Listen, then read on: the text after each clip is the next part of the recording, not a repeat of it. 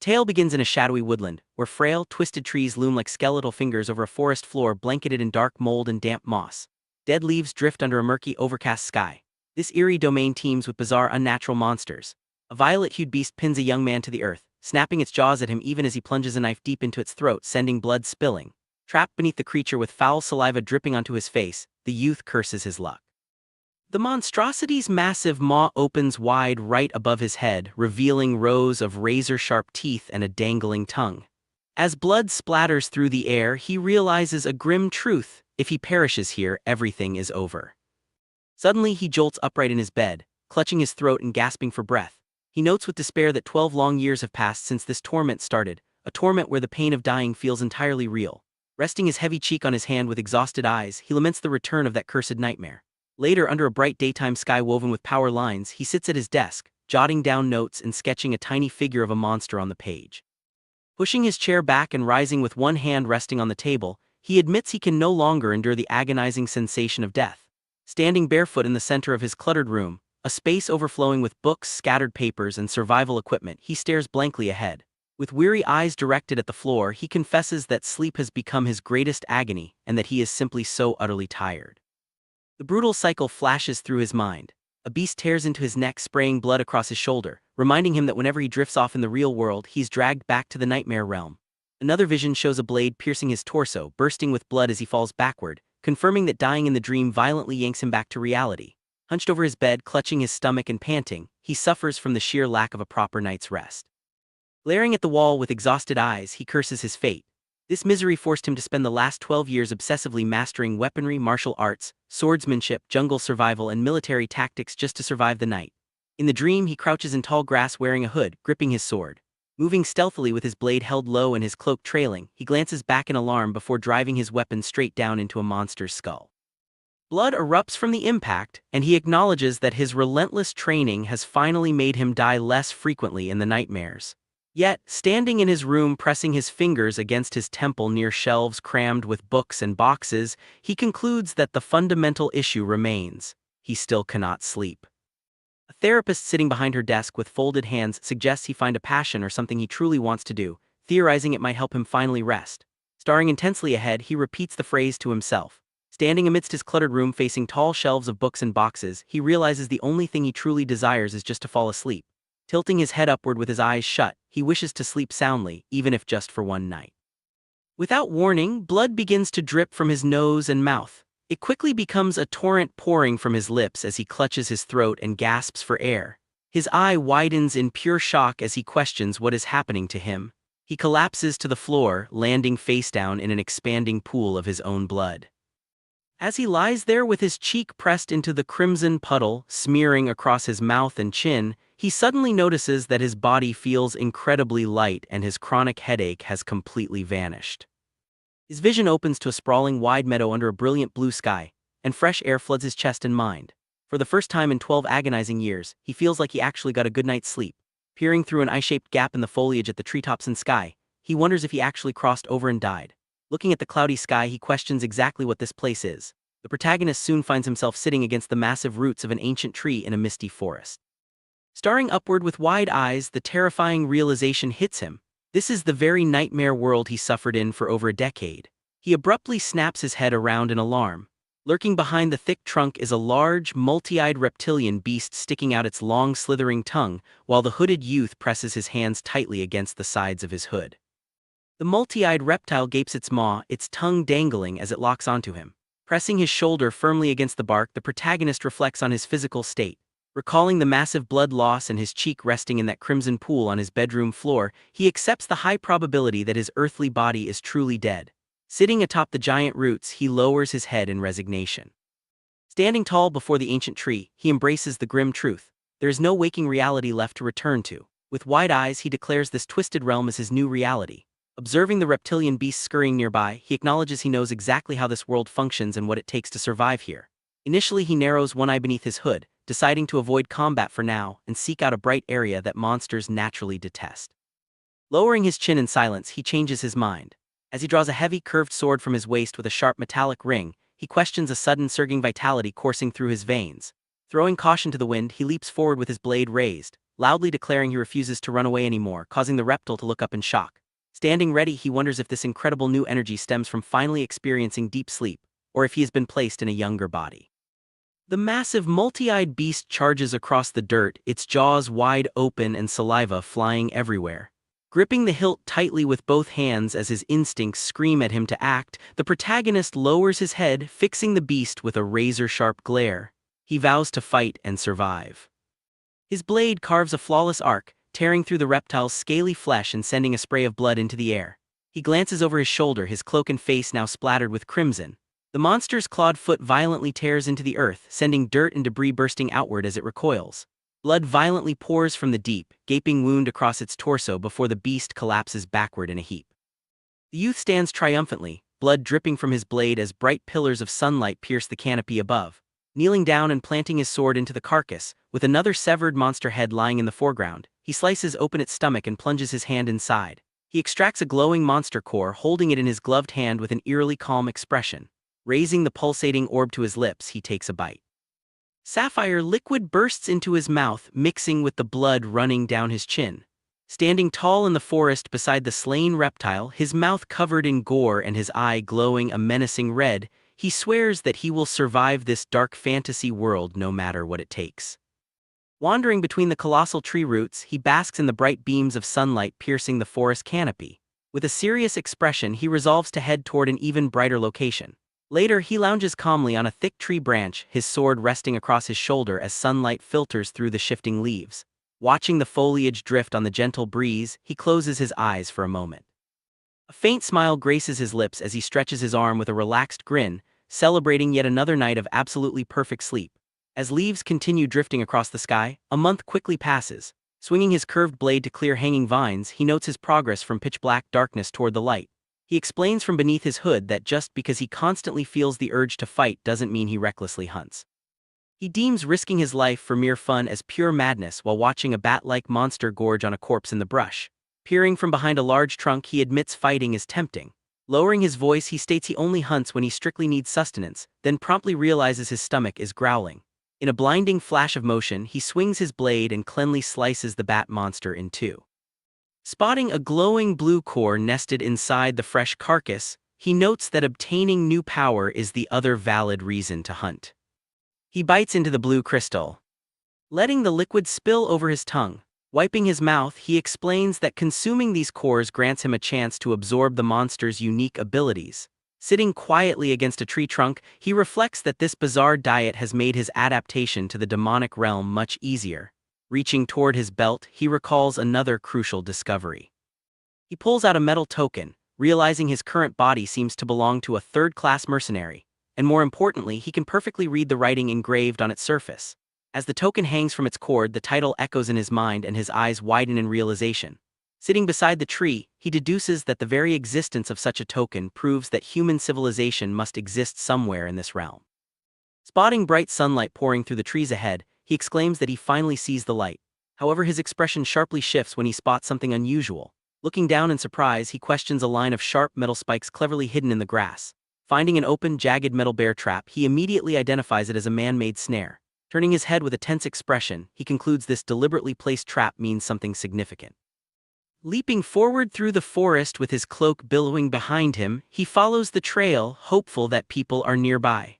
Breaking through the sunlit tree line, he looks down into a clearing and his eyes widen as he confirms the sight of a small wooden house. Raising his fist, he knocks firmly on the wooden door before pushing it open, calling out to see if anyone is home. Stepping inside the rustic interior, his gaze is immediately drawn to a thick book resting on a table. Reaching out, he places his gloved hand on the cover, sensing it holds something of great interest.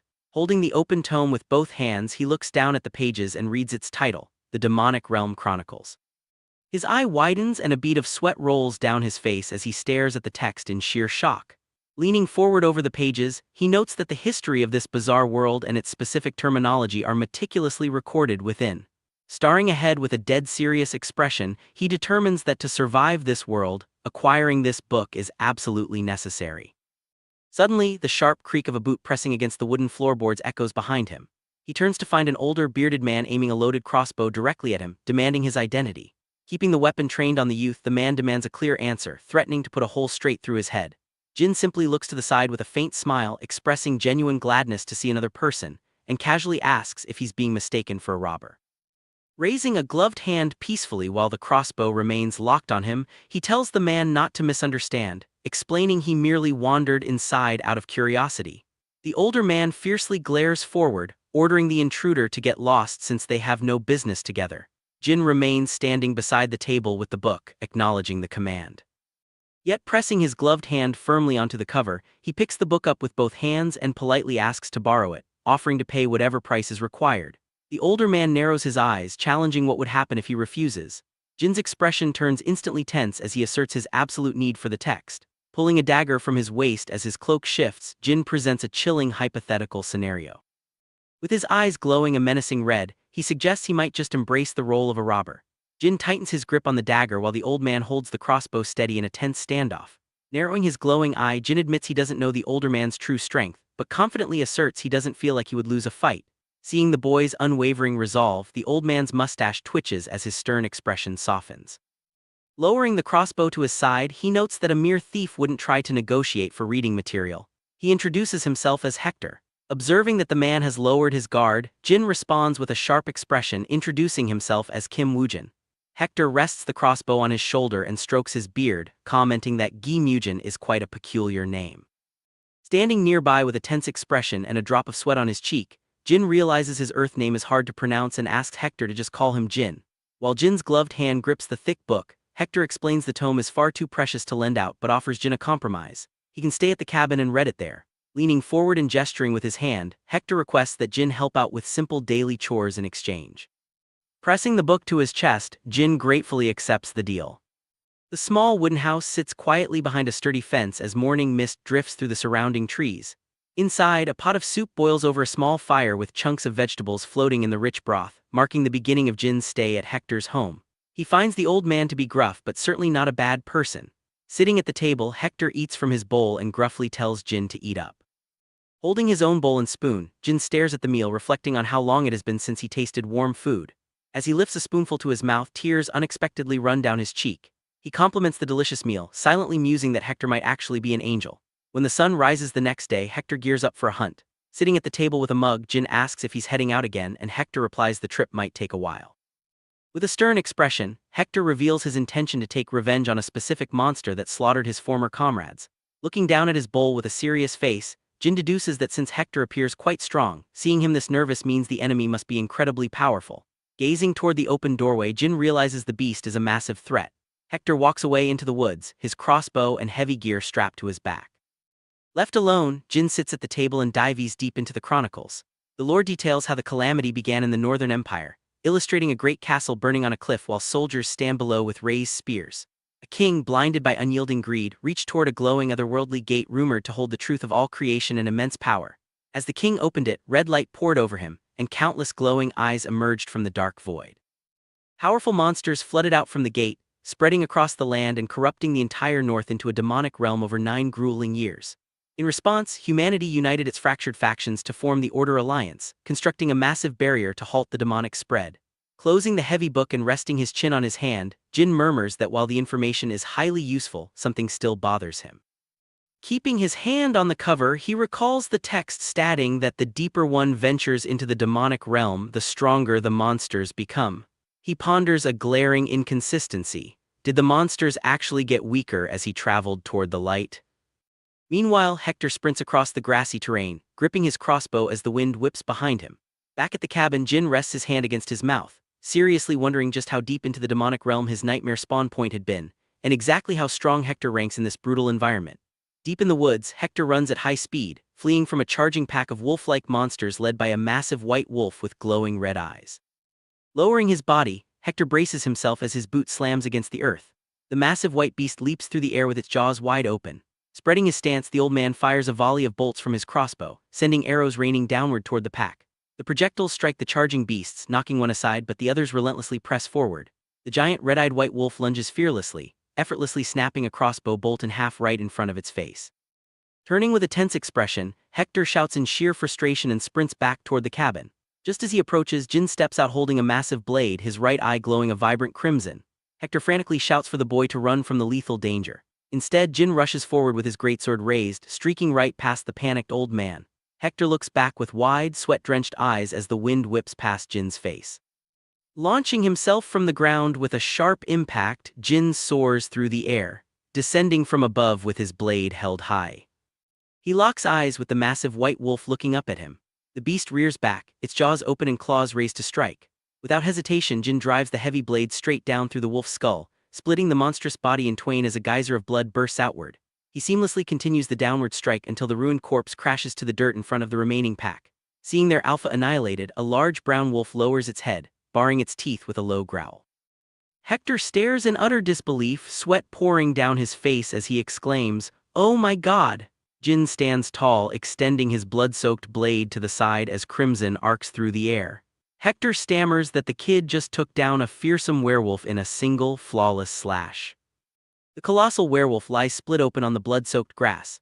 Gripping his crossbow in absolute shock, Hector snaps out of his daze when Jin calls his name. With a smear of blood on his cheek, Jin casually asks if that particular monster is considered strong. Dumbfounded, Hector clarifies if Jin is genuinely asking about a werewolf's strength before narrowing his eyes and confirming it is incredibly dangerous. Maintaining a calm, sharp gaze, Jin simply replies, "I see." Turning to face the remaining pack with his blade resting at his side, he states they can discuss the details after he handles the rest.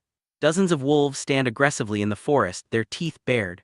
Gripping his hilt tightly, Jin narrows his glowing eyes, assessing that while they don't look individually strong, a mob of 40 is just enough to screw him over if he fights carelessly. Lowering his stance and aiming the tip of his blade toward the pack, he devises a ruthless strategy. Instead of fighting them all, he will simply slice the throat of the second in command to instantly shatter their morale.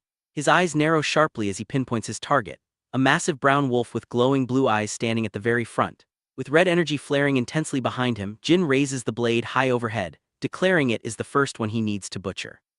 The brown wolf snarls fiercely, but as Jin focuses his glowing red eye squarely upon it, the beast senses the overwhelming, suffocating, killing intent.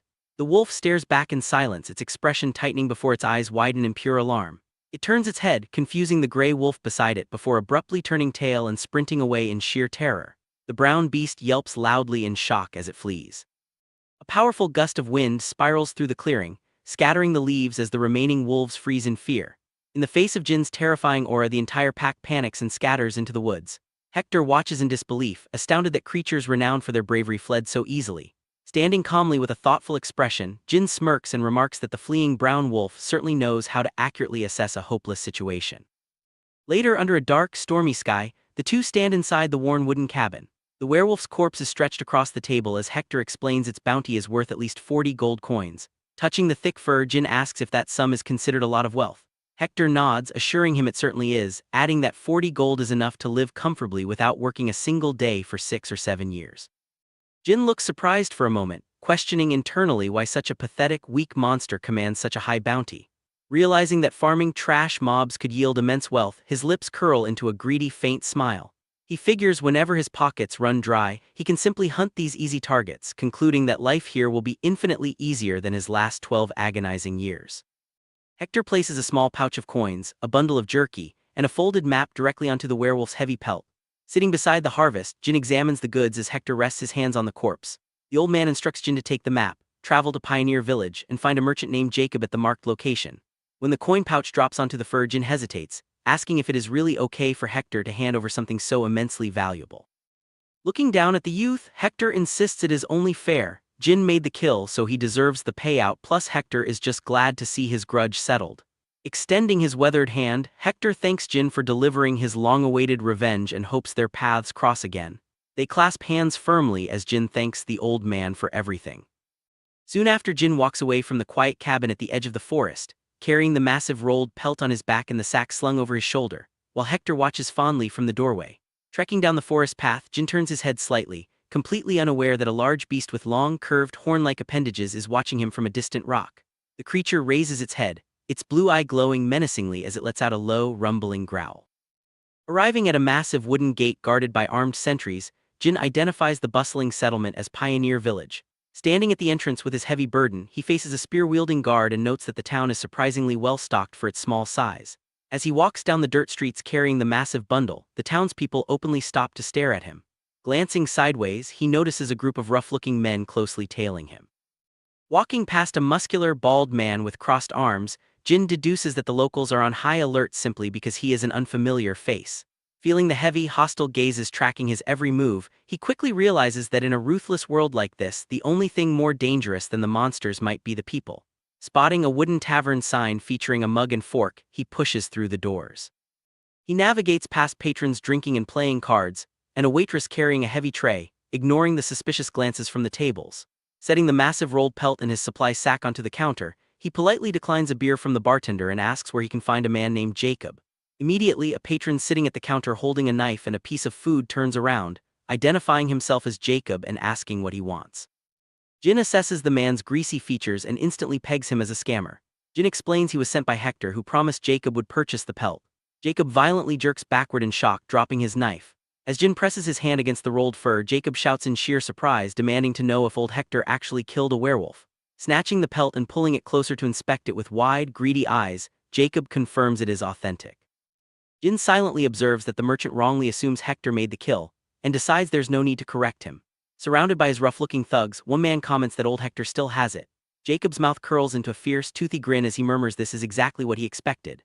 Suddenly the thugs crowd aggressively around Jin. One grips a knife while another clenches his fists, causing Jin to stiffen in reaction. Turning his head sharply, Jin questions what they think they are doing.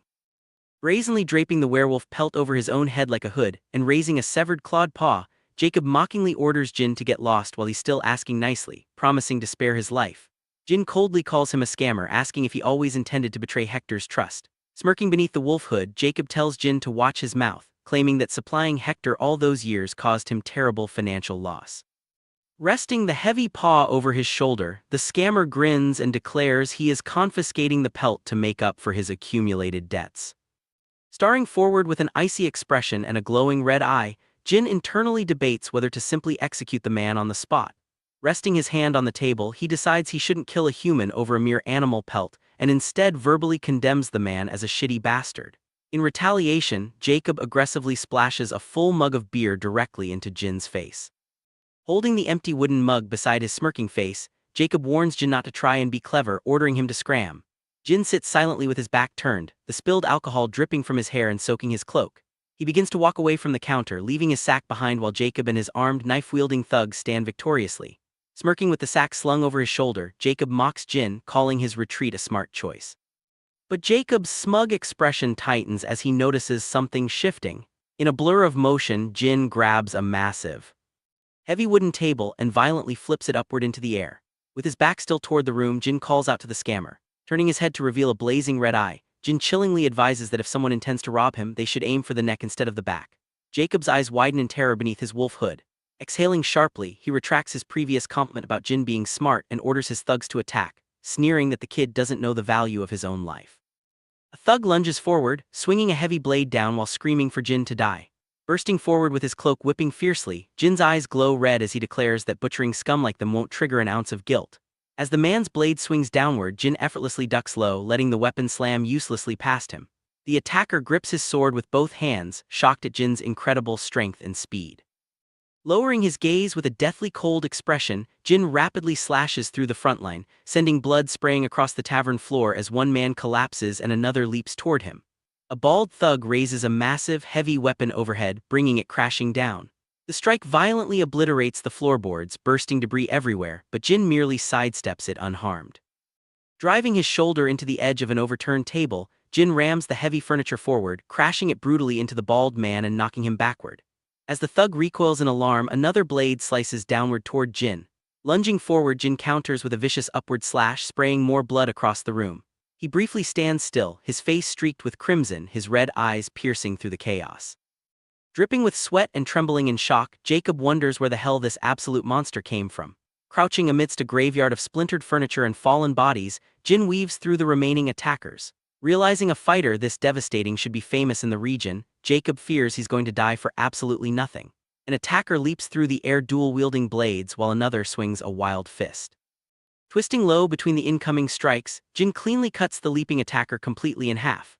Flowing into the next motion, he slams his elbow brutally into a thug's side, making the body jerk violently before driving his fist straight into another man's stomach, bursting the wound wide open. His blade sweeps in a deadly arc, slicing across the bald attacker's torso and painting the air with a spray of blood.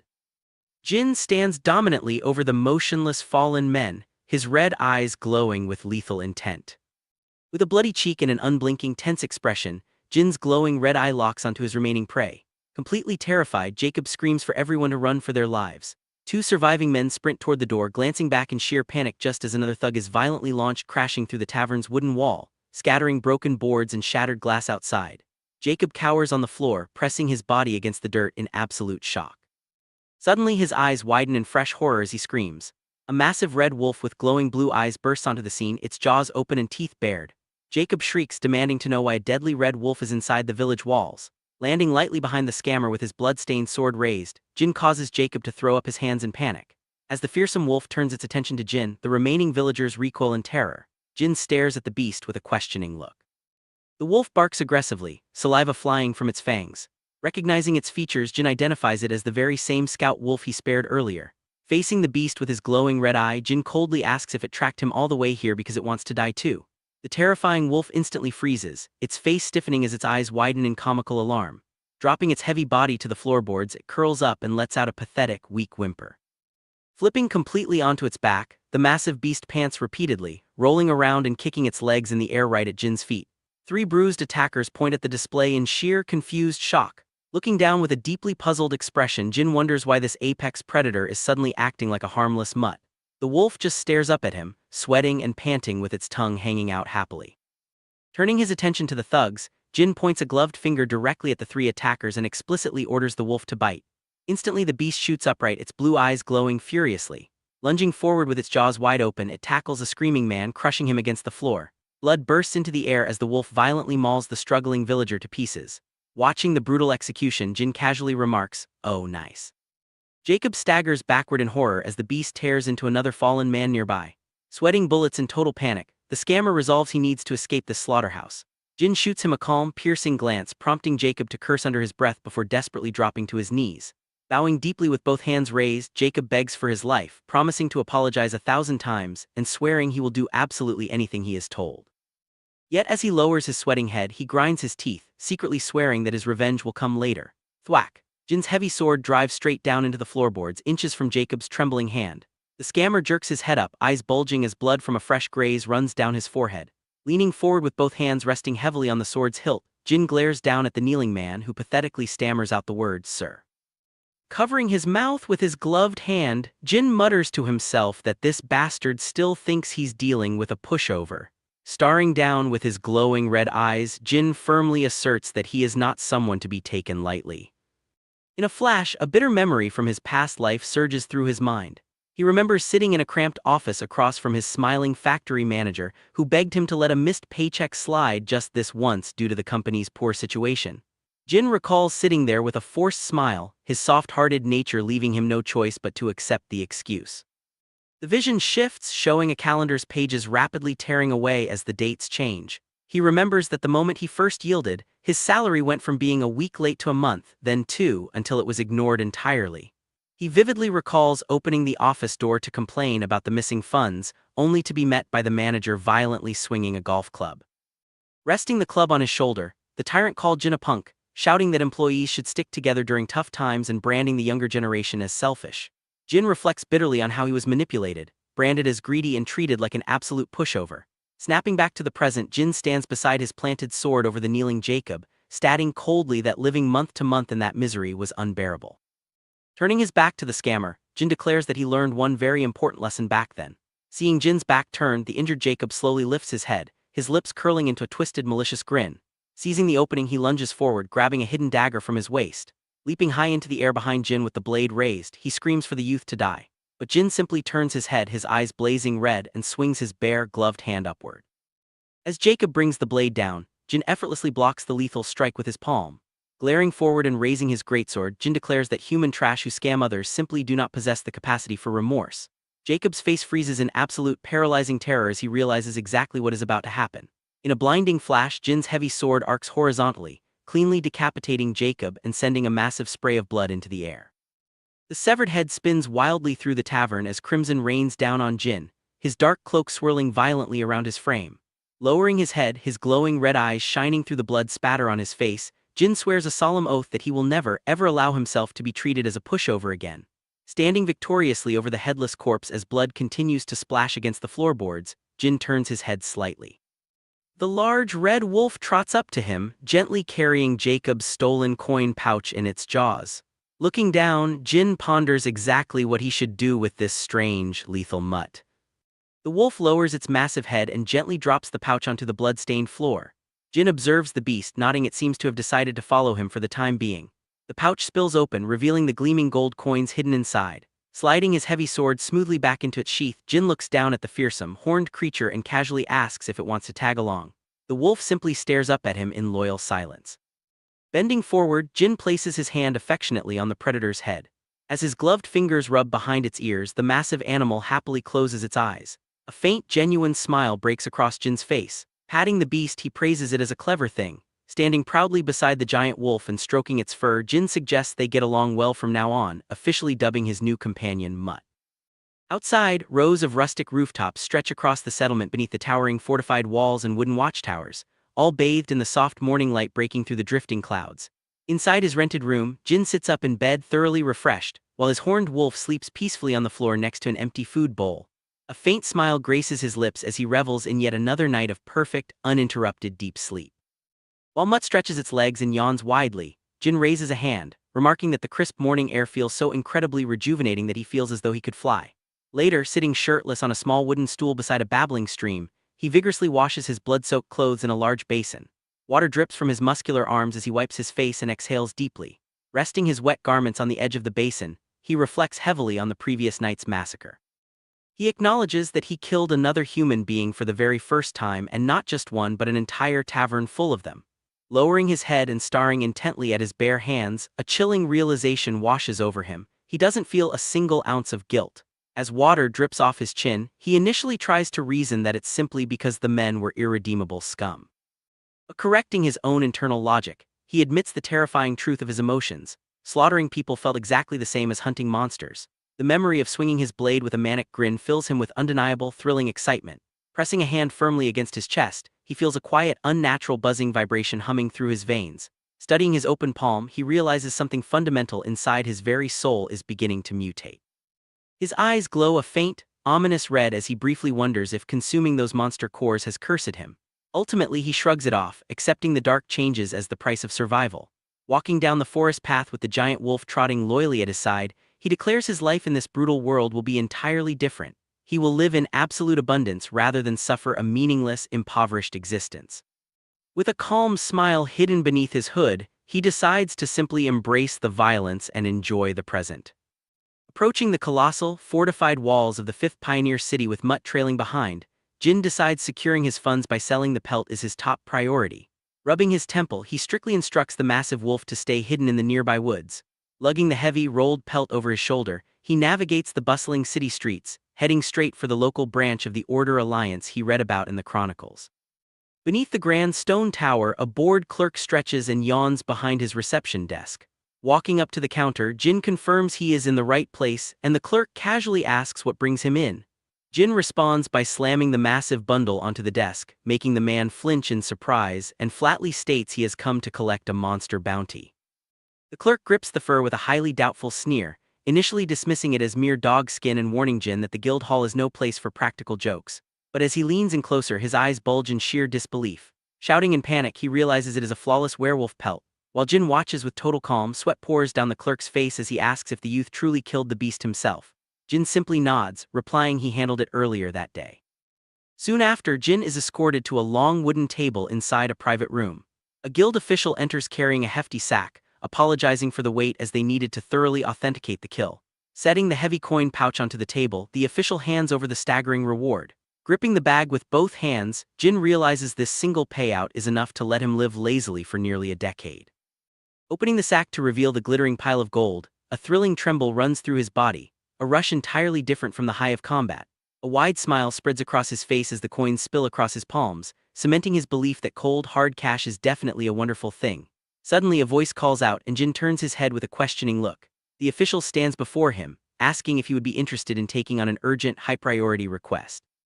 Leaning forward with a faint, eager grin, Jin repeats the word request. Scratching the back of his head, the official explains that a terrifying monster has occupied a nearby bloodstone quarry, stalling all production. Deep within the dark mining tunnels, frightened workers report seeing massive glowing red eyes glaring from the shadows. The stoppage is pushing the entire city to the brink of financial ruin, as miners sit idle, terrified of a beast they claim is vastly stronger than any werewolf. Gesturing toward Jin, the official confidently states his belief that the young hunter can handle the job. Jin casually asks what kind of monster they're dealing with. The official describes a colossal, skull-faced aberration with burning red eyes named Mad Skull, offering a massive bounty of 70 gold coins.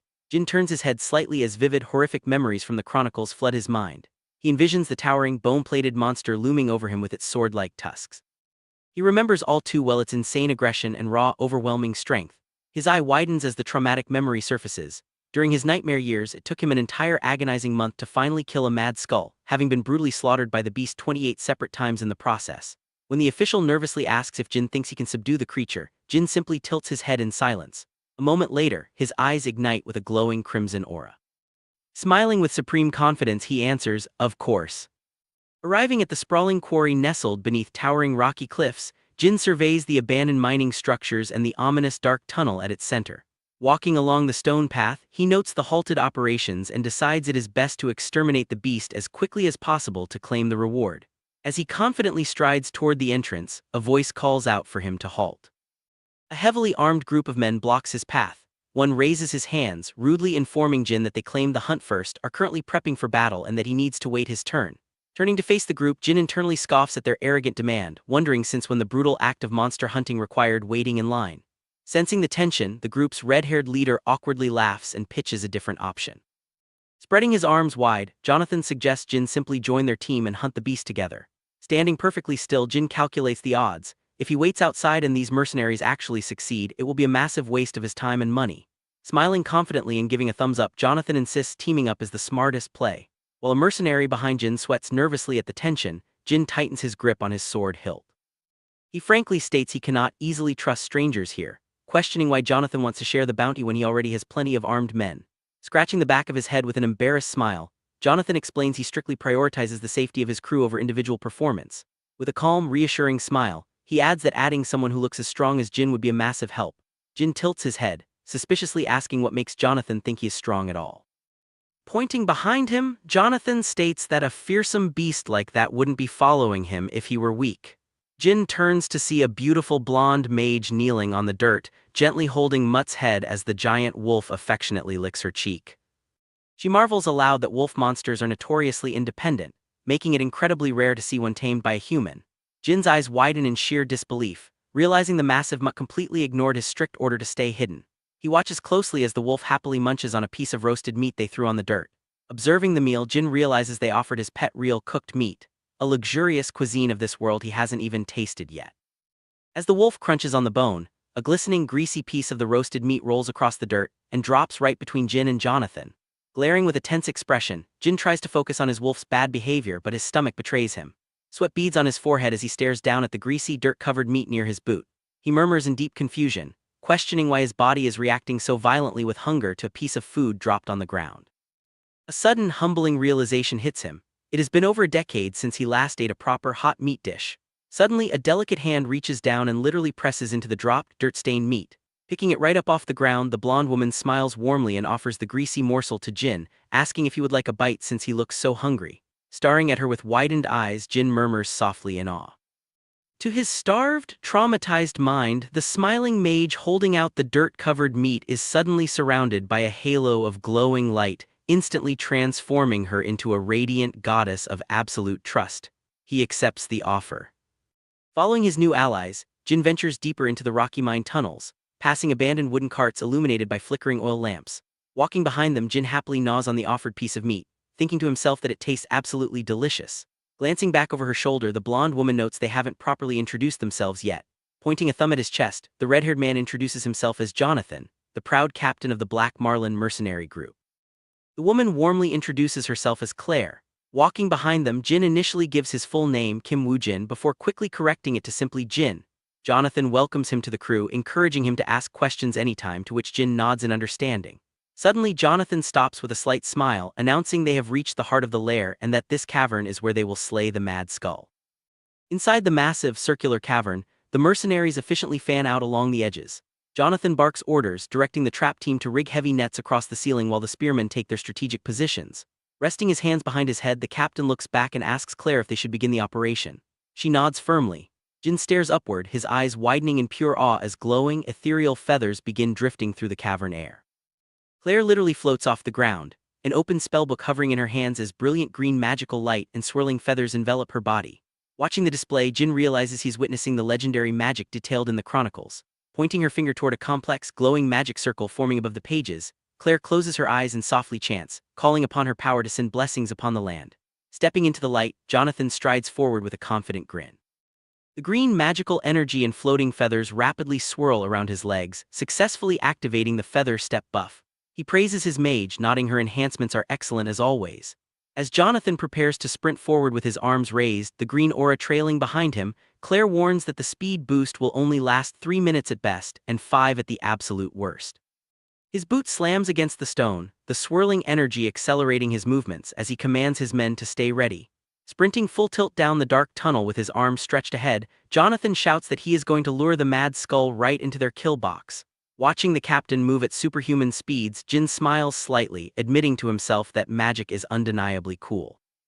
As Claire lowers herself gracefully, white feathers still drifting around her, Jin seriously wonders if he could learn to wield magic too.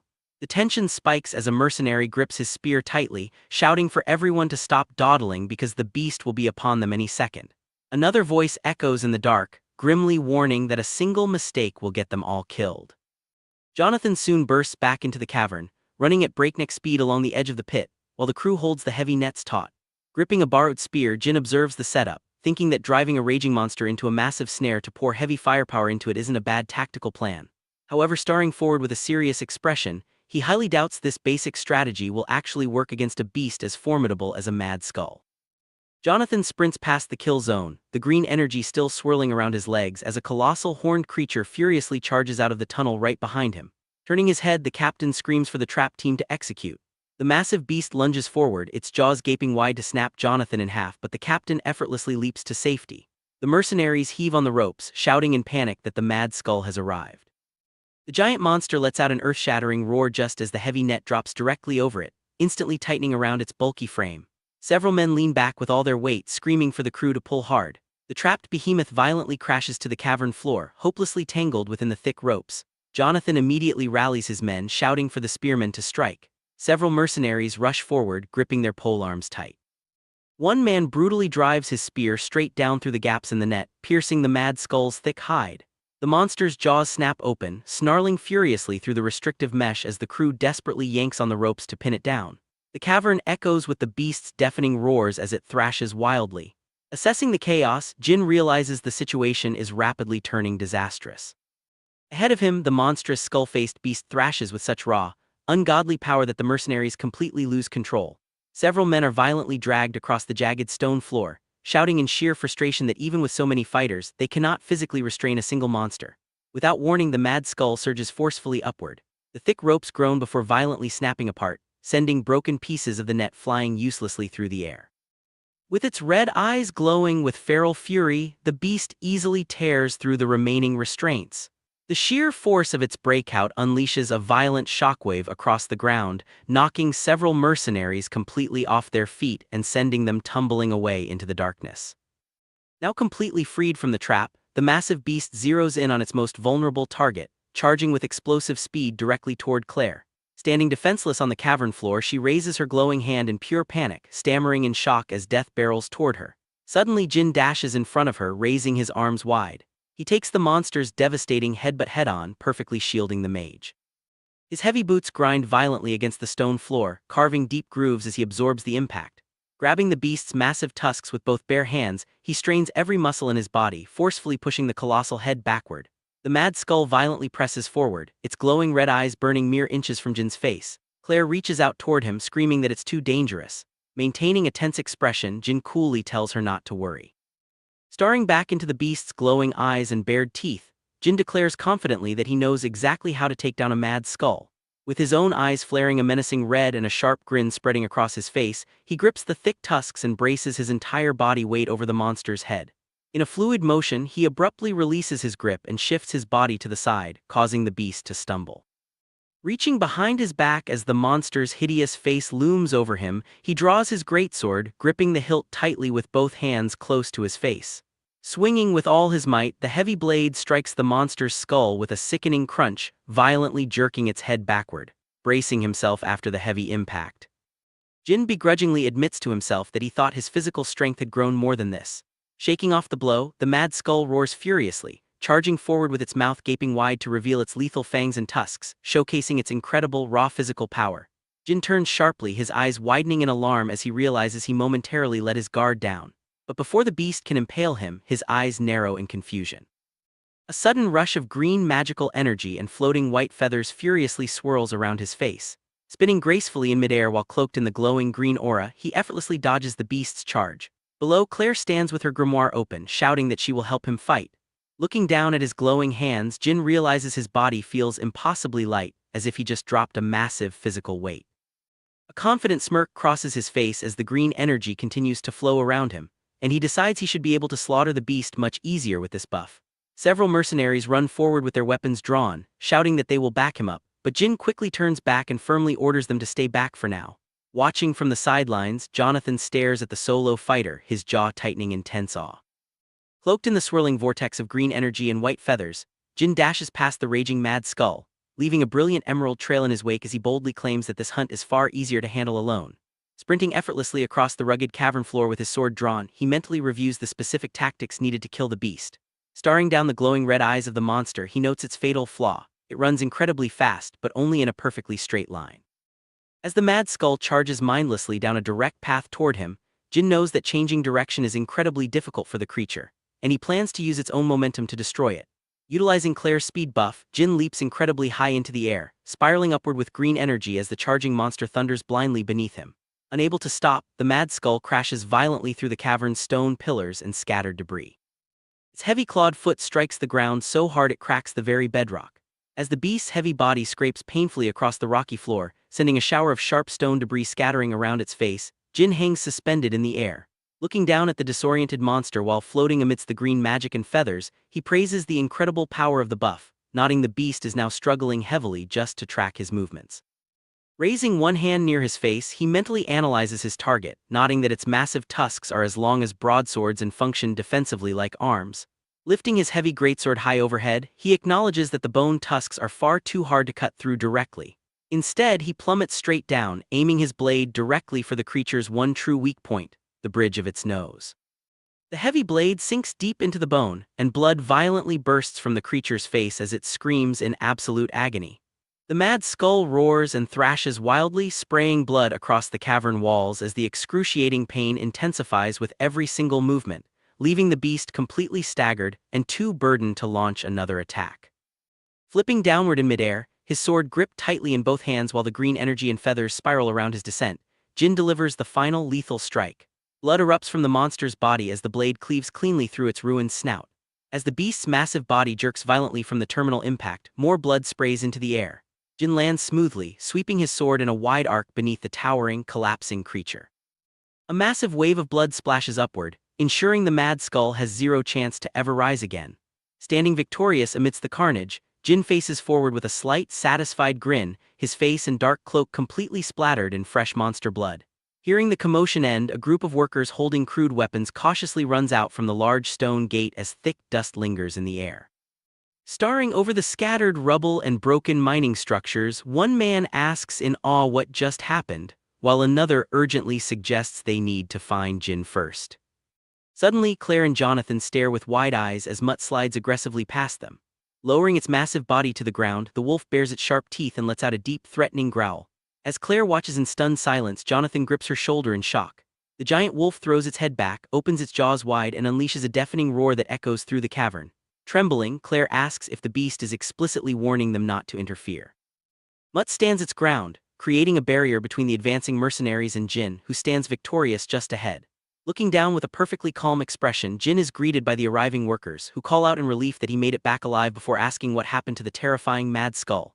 Turning to face the gathered group, Jin smoothly announces that there is no mad skull left to worry about, leaving Jonathan utterly confused.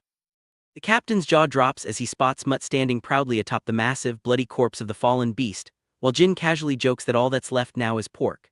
The astounded mercenaries completely surround the massive carcass, looking at Jin in sheer awe.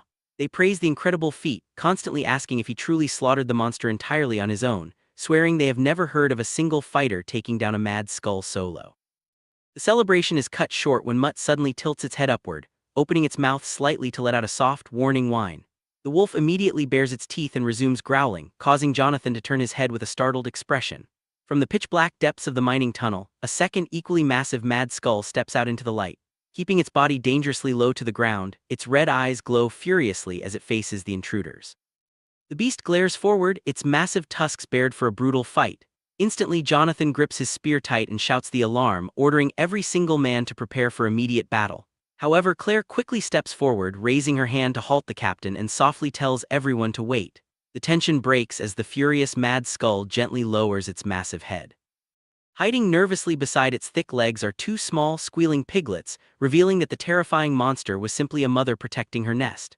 Standing side by side, the tiny piglets squeal in fear at the armed crowd. The mother beast lowers her head further, narrowing one glowing eye and snorting a low, protective growl. Jin stands his ground while Mud aggressively bares its teeth beside him, ready to strike. But the mother mad skull makes no move to attack. She simply stands near the tunnel entrance, keeping her head lowered as her bobbies press close to her legs. The entire mercenary group stands in silence, facing the protective mother and her young, until someone quietly announces that the beasts are backing down and leaving.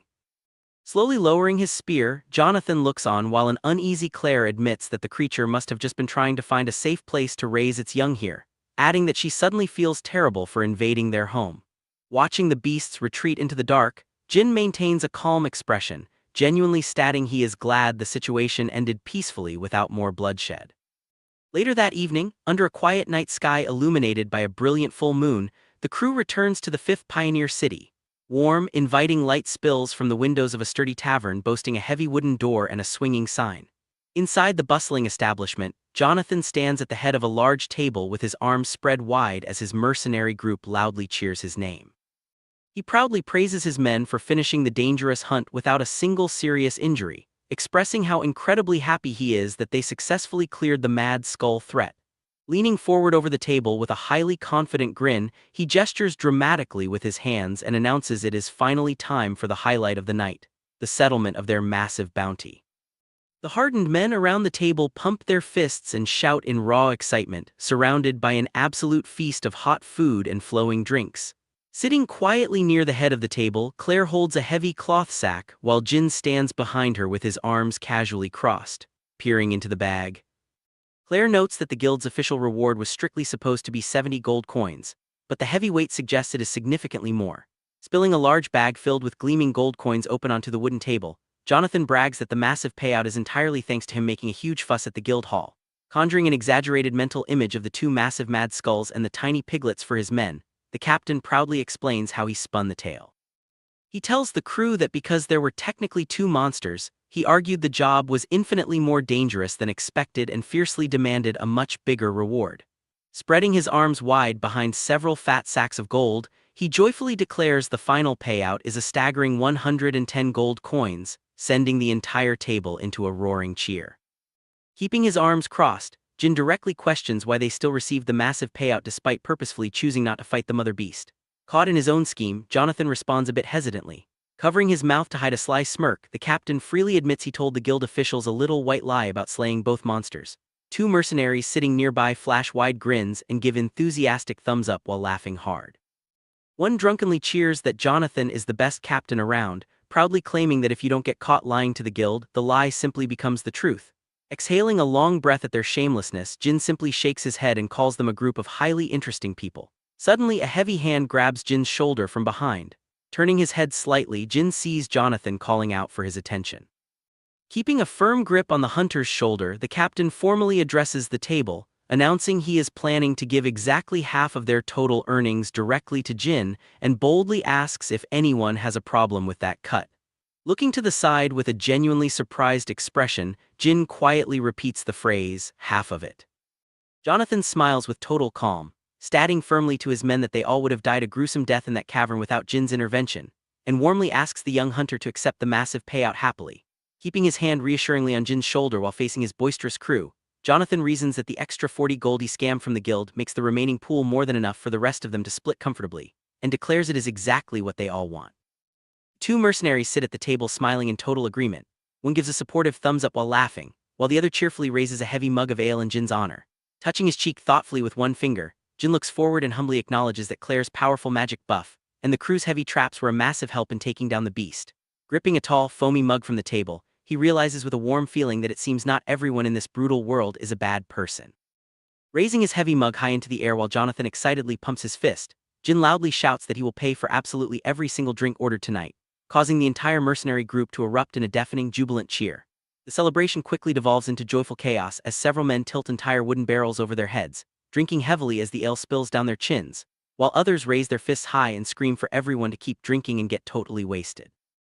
Amidst the raucous tavern party, Jin, still holding his mug, turns his head as he notices Claire quietly passing by the table. Walking toward the exit with a small satchel at her side, she announces she is going out to practice some magic. Jin calls out to her, looking slightly surprised, and repeats her words, "Practice some magic." Later, under the brilliant light of the full moon hanging high in the night sky, Claire sits peacefully on the grassy ground facing the distant town, her delicate frame entirely surrounded by a beautiful, faint blue aura. Sitting cross-legged with her eyes gently closed and her hands resting openly on her knees, streams of calming blue energy flow steadily upward around her body. Standing nearby with his arms casually crossed against a thick tree trunk, Jin watches her intense meditation, silently nodding that she must be completely exhausted, making her dedication to training right after a life-or-death hunt incredibly impressive. Staring at her with a highly focused expression, the word magic escapes his lips. As Claire remains seated in front of him, glowing brilliantly with the blue energy, Jin seriously considers whether he could learn the mystical arts himself. The next day, inside a dusty storage area, Claire turns toward Jin while carrying a heavy wooden crate. Jin, hauling a massive rolled net over his broad shoulder, finally builds the courage to ask if she can teach him how to use magic. Turning to face him calmly while still holding the crate, Claire immediately agrees. Standing beside her, Jin is slightly taken aback, thinking to himself that she agreed surprisingly easily. Smiling softly, Claire admits she had wanted to give him something valuable as a gift anyway. Leaning comfortably back against the stacked crates with her arms relaxed, she explains that since he risked his life to save her when the mad skull charged them, teaching him the fundamentals of magic is the absolute least she can do in return. Standing confidently with one hand placed on her hip, she adds a sharp caveat. She would flatly refuse to teach a mercenary group that does not actively protect their mages in combat. Hearing the jab, Jonathan, who is standing nearby, looks aside with a deeply troubled, guilty expression. Quickly recovering, the captain leans in with a wide grin.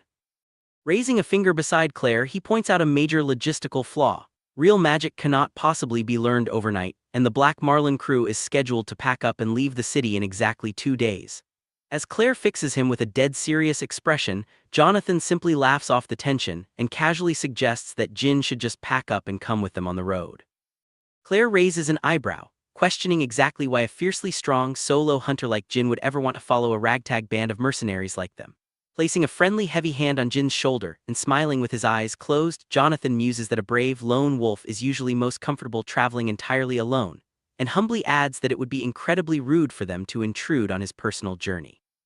Maintaining a completely flat, unreadable expression, Jin mentally notes that he genuinely has absolutely nothing else to do, but admits he feels slightly pressured by the sudden social situation. Standing squarely between Jonathan and Claire, Jin casually asks where their next destination is. Throwing both hands up in excitement while Claire playfully grabs his leather vest, Jonathan announces they are heading straight to the 4th Pioneer City for a massive, high-paying job. Turning his head slightly, Jin smoothly lies, claiming he was actually already planning to travel to that exact city, and politely asks if he can accompany their caravan. Lifting the massive rolled net higher onto his shoulder, he awkwardly adds that traveling together means he could conveniently learn magic from Claire along the way. Seeing right through his painfully stiff excuse, both Jonathan and Claire break into wide, flushed grins and give the stoic hunter enthusiastic thumbs up, playfully mocking him for being absolutely terrible at lying and celebrating that they successfully hooked him.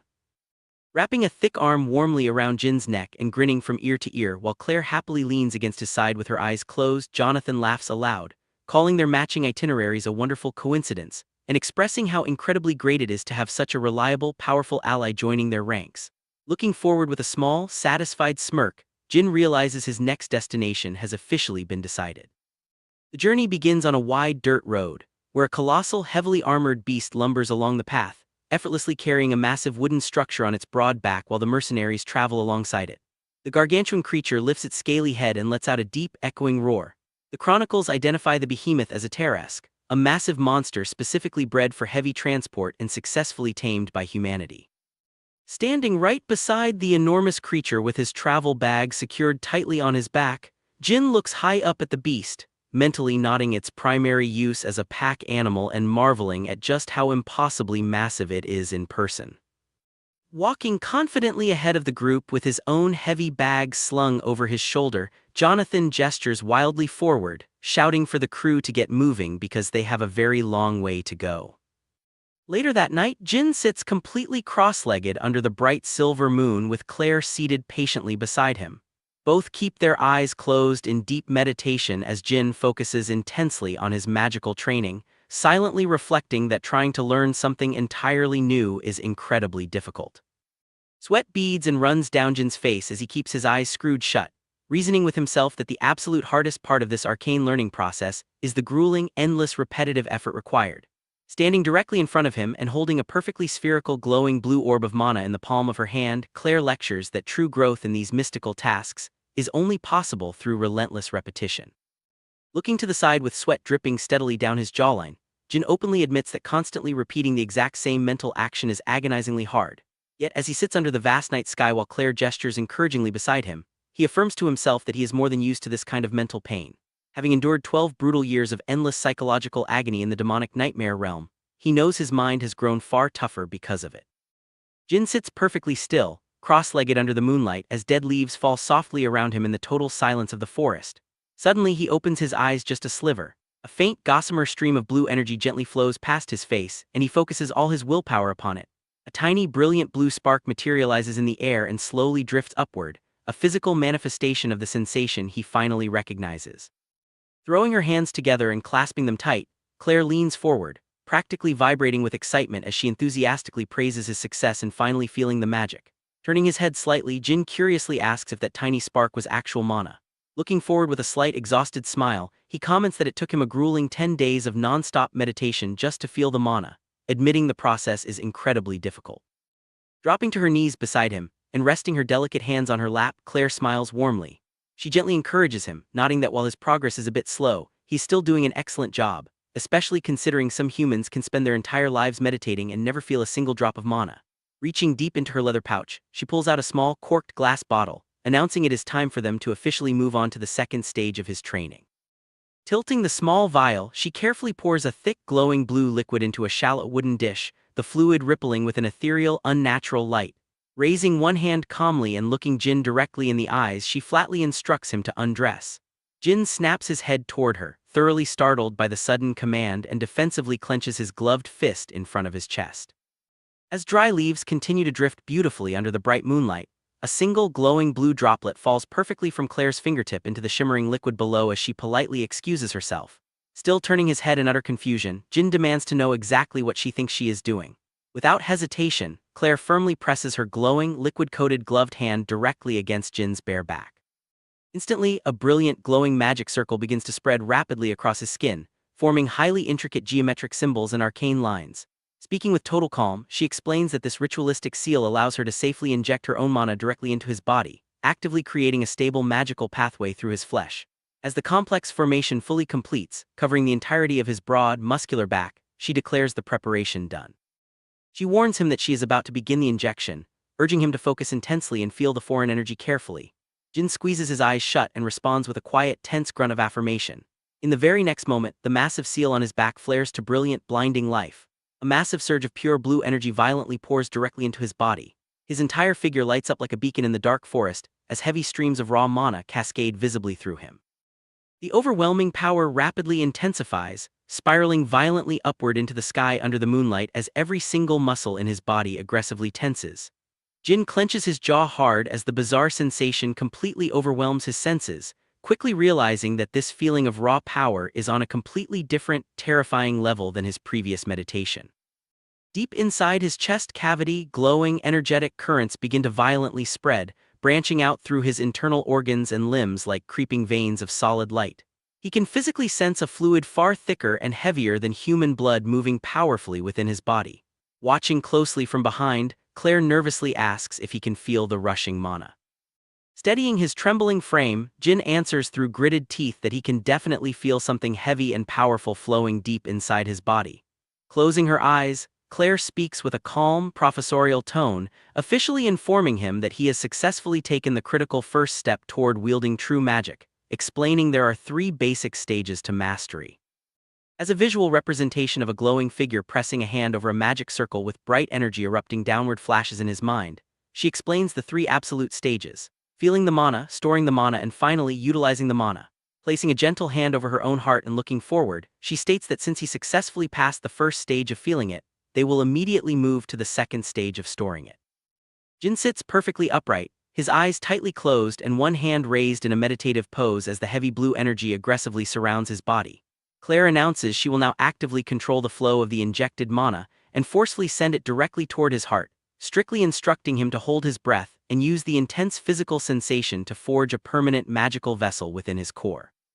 Tightening his facial expression as thick beads of sweat run down his face, Jin states he is fully prepared to store the volatile mana inside his body. Sitting directly behind him with her glowing hand firmly planted on his spell-marked back, a massive surge of blinding blue light bursts violently outward as she announces the start of the ritual.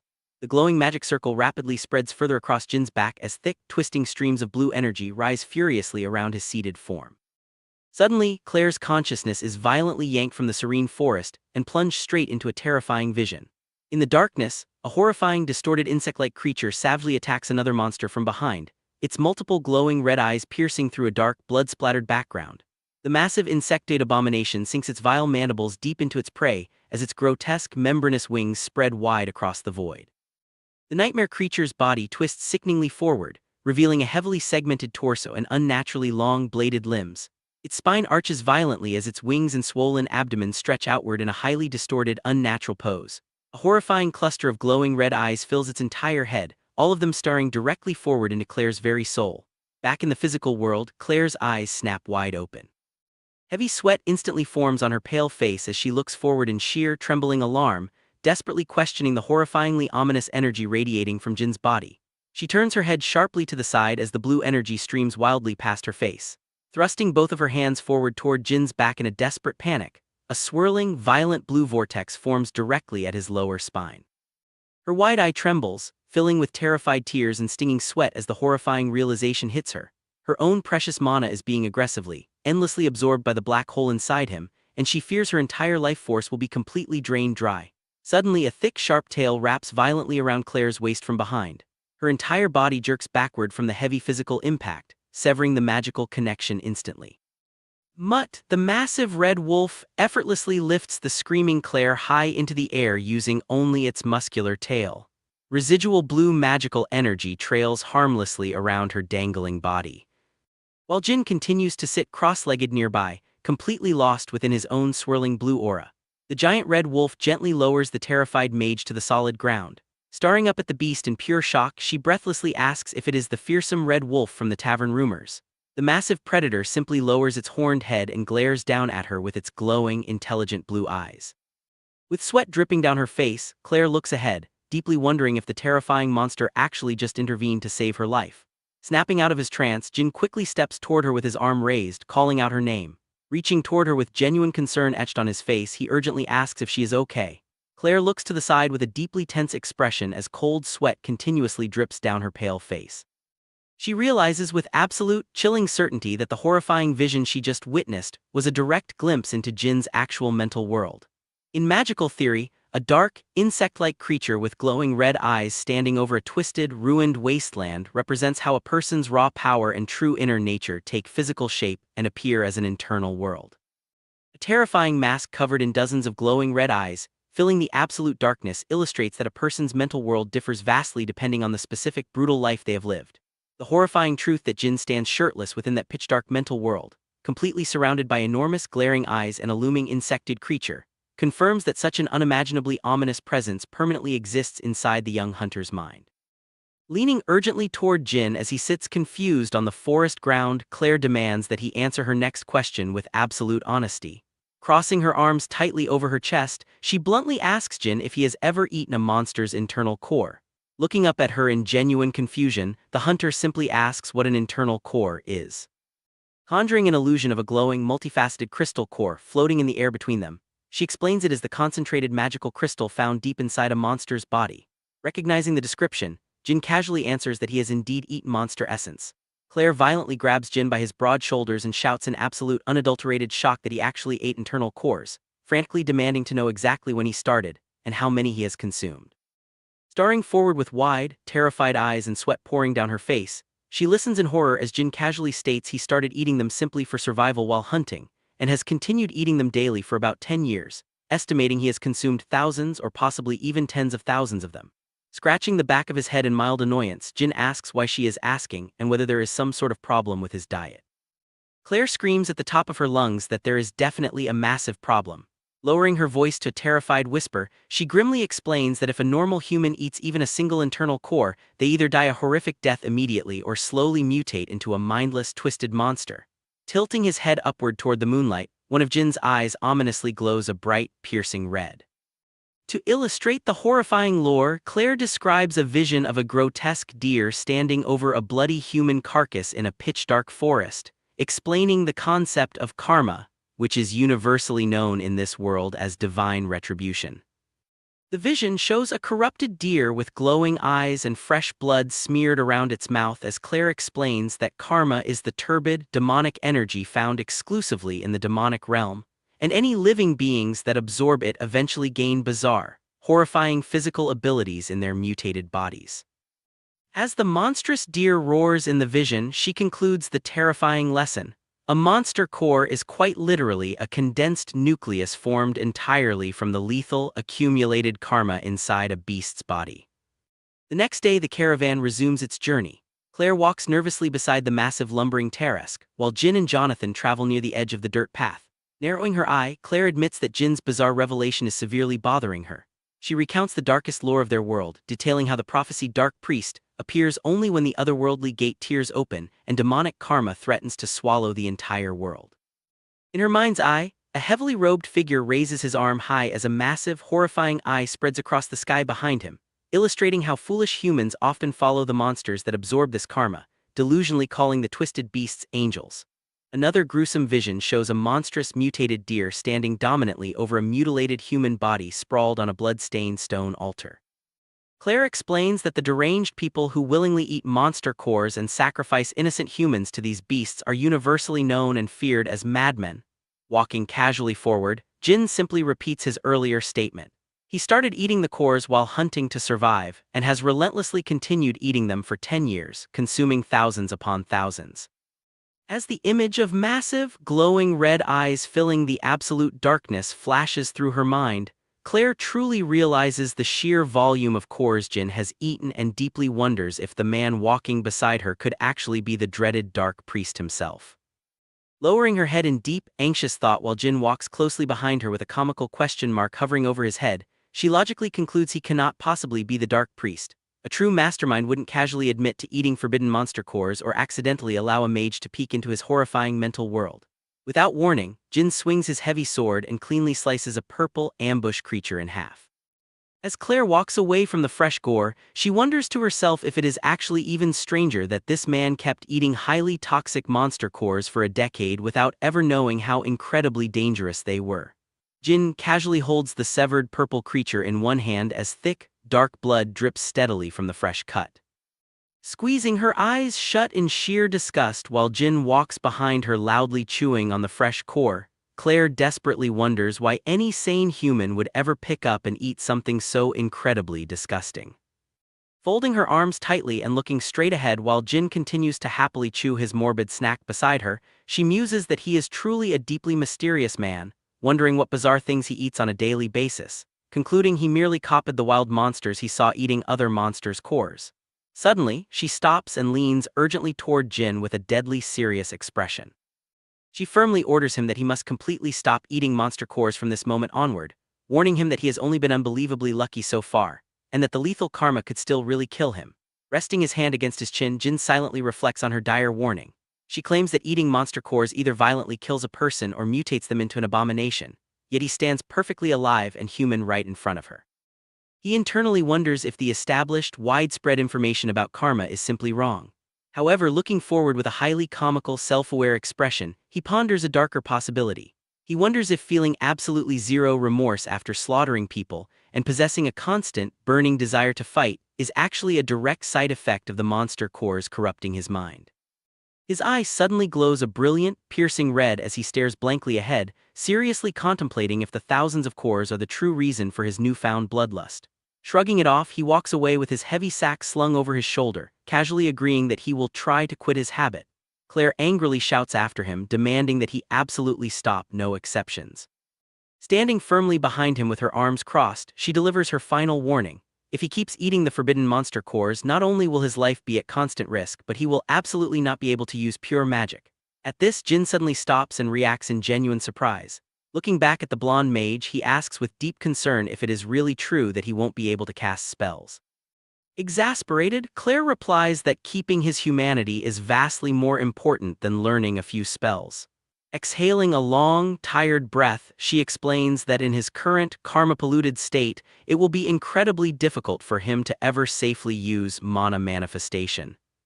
But kindly tells him not to worry too much about the setback. Raising a single, encouraging finger, she suggests that despite the heavy karma, he should still be perfectly able to learn and use physical mana arts. Jin immediately turns his head with intense interest, asking exactly what mana arts are. The caravan eventually reaches the grand fourth pioneer city, a sprawling metropolis marked by a massive, tall stone tower rising high above the surrounding buildings. Hundreds of people gather in the bustling central plaza, congregating beneath a towering stone column topped with a majestic winged statue as clear water flows from the wide fountain around its base. Looking around the heavily crowded plaza while Claire and Jonathan stand close behind him, Jin observes the massive gathering, noting that an unusual amount of heavily armed mercenaries have gathered there. He adds that it is too early to be truly surprised, figuring the massive turnout is simply due to the sheer scale of the posted request. Suddenly, a striking silver-haired knight clad in gleaming, full-plate armor walks authoritatively before the crowd, immediately indicating to everyone that this high-stakes request is being personally overseen by a high-ranking Holy Knight. Holy Knight Raymond strides forward, his heavy armor clanking with every step, a massive long sword resting at his side. As Jin glances back over his shoulder, Claire flashes a warm smile beside him, but Jin notices the Holy Knight actively watching them from behind the crowd. From his vantage point, Raymond instantly senses an incredibly intense, suffocating aura radiating from the hooded youth, a terrifying pressure that simply cannot be compared to the standard filthy mercenaries around him, allowing the knight to instantly recognize that Jin is absolutely no ordinary human. Oblivious to the knight's scrutiny, Jin looks toward Claire and asks if this many people usually gather just because a holy knight is in charge of a job. Claire shakes her head, explaining that the massive crowd is actually here because the lucrative request comes directly from the estate of the legendary Golden Bug Wolf. Frowning beneath his hood, Jin seriously asks Claire if this golden bug is some sort of giant, insect-type monster they need to hunt.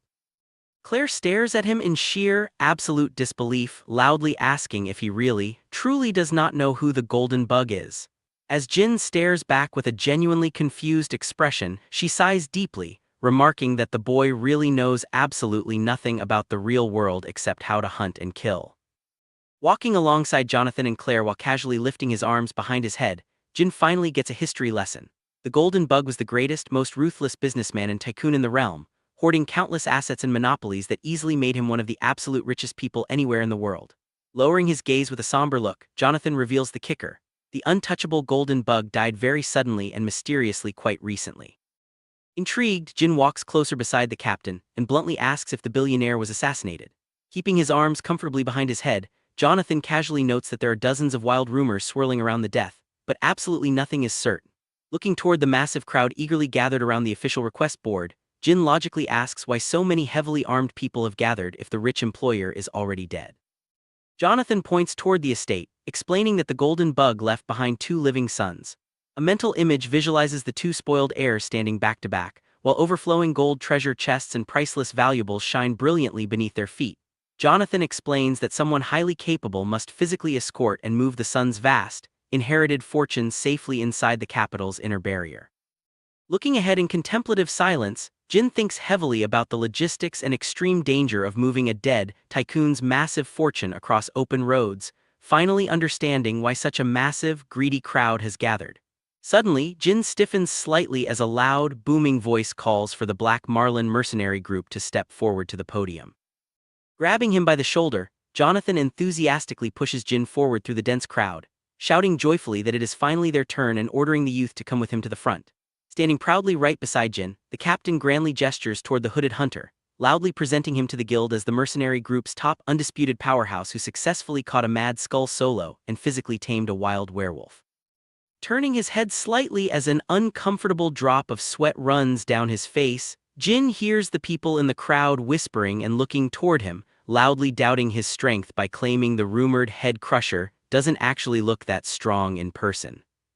While Jonathan smiles broadly for the crowd and Jin looks incredibly uneasy under the spotlight, the captain whispers for him to just ignore the nonsense, assuring him that things will go exceptionally well for their wallets if they just put up with the circus act for a few minutes. Standing at the podium, Holy Knight Raymond watches the bizarre display with a highly comical, confused expression. Standing front and center before the official request board, Raymond officially announces to the plaza that the Black Marlin mercenary group has been selected, will receive a massive reward of 100 gold coins, and must be ready to depart with the caravan tomorrow precisely at sunrise. Jonathan clenches his fist in pure victory and shouts for them to go celebrate, while Jin raises his own fist beside the captain, loudly questioning why on earth they are being paid a staggering 100 gold coins just to move some rich kid's luggage. Smiling with supreme confidence and giving a triumphant thumbs up, Jonathan explains the economics of the guild. Exactly half of the massive payment is for the physical labor and danger of the escort, while the other half is strictly for the name value and reputation they bring, which is exactly how premium hearing fees are set. With a highly comical expression and sweat dripping down his face, Jin listens as Jonathan gleefully adds that they only got such a phenomenal inflated rate thanks entirely to Jin's terrifying name value as the legendary Head Crusher. The captain further explains that the Head Crusher is the brutal nickname the guild officially attached to him, while a horrific mental image of Jin violently crushing the skull of a monster appears vividly above them. Exhaling a long, deep breath with a profoundly tired expression, Jin bitterly complains that whoever came up with that specific nickname has absolutely terrible nomming sense. Walking away from the plaza with his heavy sack slung proudly over his shoulder, Jonathan rejoices that scoring 100 gold coins for a simple escort is exactly like hitting the ultimate jackpot, while Jin walks closely beside him in total calculating silence.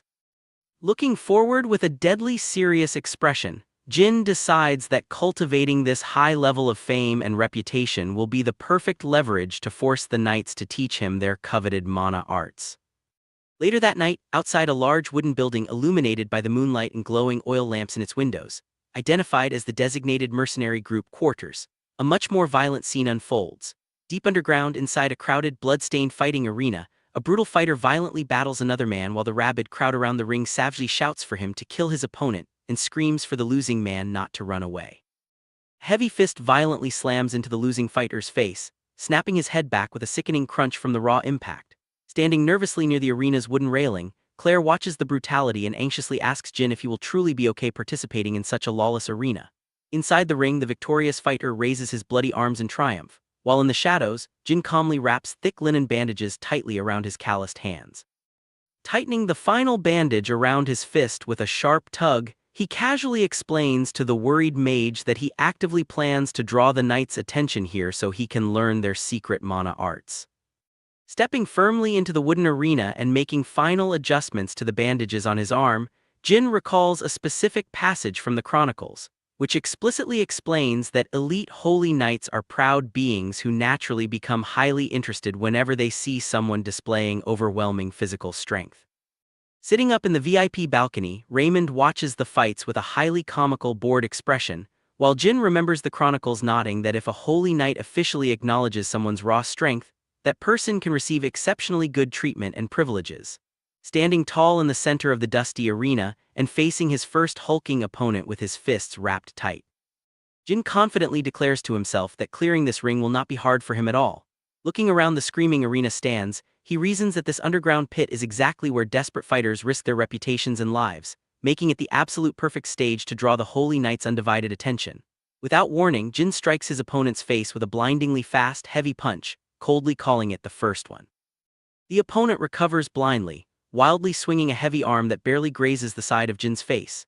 Instantly retaliating, Jin's bandaged fist slams brutally into the opponent's face, bursting the skin and sending blood flying as the man's head jerks violently backward from the devastating impact.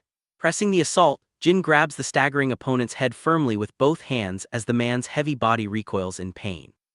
With ruthless precision, Jin violently drives his own forehead directly into the opponent's face. The sheer force of the headbutt whips the man's unconscious body backward through the air, sending him crashing into the dirt while Jin stands dominantly on one raised leg. The bloodthirsty crowd erupts into deafening cheers, screaming that the legendary head crusher is absolutely living up to his terrifying name. Up in the balcony, Raymond slowly lifts his ale mug and takes a long drink while looking down intensely at the arena, confirming to Jin that he has successfully drawn the knight's attention. Swinging another devastating punch directly into a completely different opponent's face, Jin decides that simply drawing their passive attention is not nearly enough, and that his real plan must start now. Spinning gracefully on his heel, he delivers a crushing roundhouse kick across another fighter's head, determining he must systematically defeat more fighters in brutal fashion to force the Holy Knight to take his threat seriously. Driving his heavy knee straight down into a fallen opponent's skull, he figures that easily defeating 2 or 3 more veteran fighters like this should be more than enough of a display. Leaning forward over the balcony railing, Raymond watches the slaughter in the arena below, while Jin correctly assumes that the veteran Holy Knight is currently wondering exactly where a monstrous fighter like him came from. Standing alone in the center of the ring with a dozen defeated, groaning fighters scattered on the blood-stained ground around him, Jin plans to defeat as many as it takes. Looking directly up at the balcony where Raymond and the red-haired apprentice knight Rex stand watching, Jin expects that a true, proud knight would definitely react to this provocation. Right on cue, Raymond turns his head toward his red-haired apprentice and bluntly orders Rex to jump down into the ring and fight that guy. Rex looks forward with a deeply tense expression, reacting in pure insulted disbelief at being ordered to lower himself to fight a mere filthy mercenary. Standing calmly in the dirt below the balcony while both Raymond and Rex look down at him, Jin realizes that the pivotal moment has finally arrived, and this is when things truly begin. Fixing the knights with a highly comical, utterly dismissive expression, Jin abruptly and loudly refuses the challenge, declaring internally that this is exactly how aggressive negotiations to learn mana arts must begin. Up in the stands, Rex stares forward with widened eyes, reacting in sheer, insulted shock at the mercenary's unprecedented audacity. Outside, the mercenary dormitory stands quietly under the night sky as the full moon shines above the building, while back inside, Claire watches with a deeply worried expression and remains completely silent. Jonathan also stands completely silent, his face tense with anxiety over his recruit's dangerous gamble.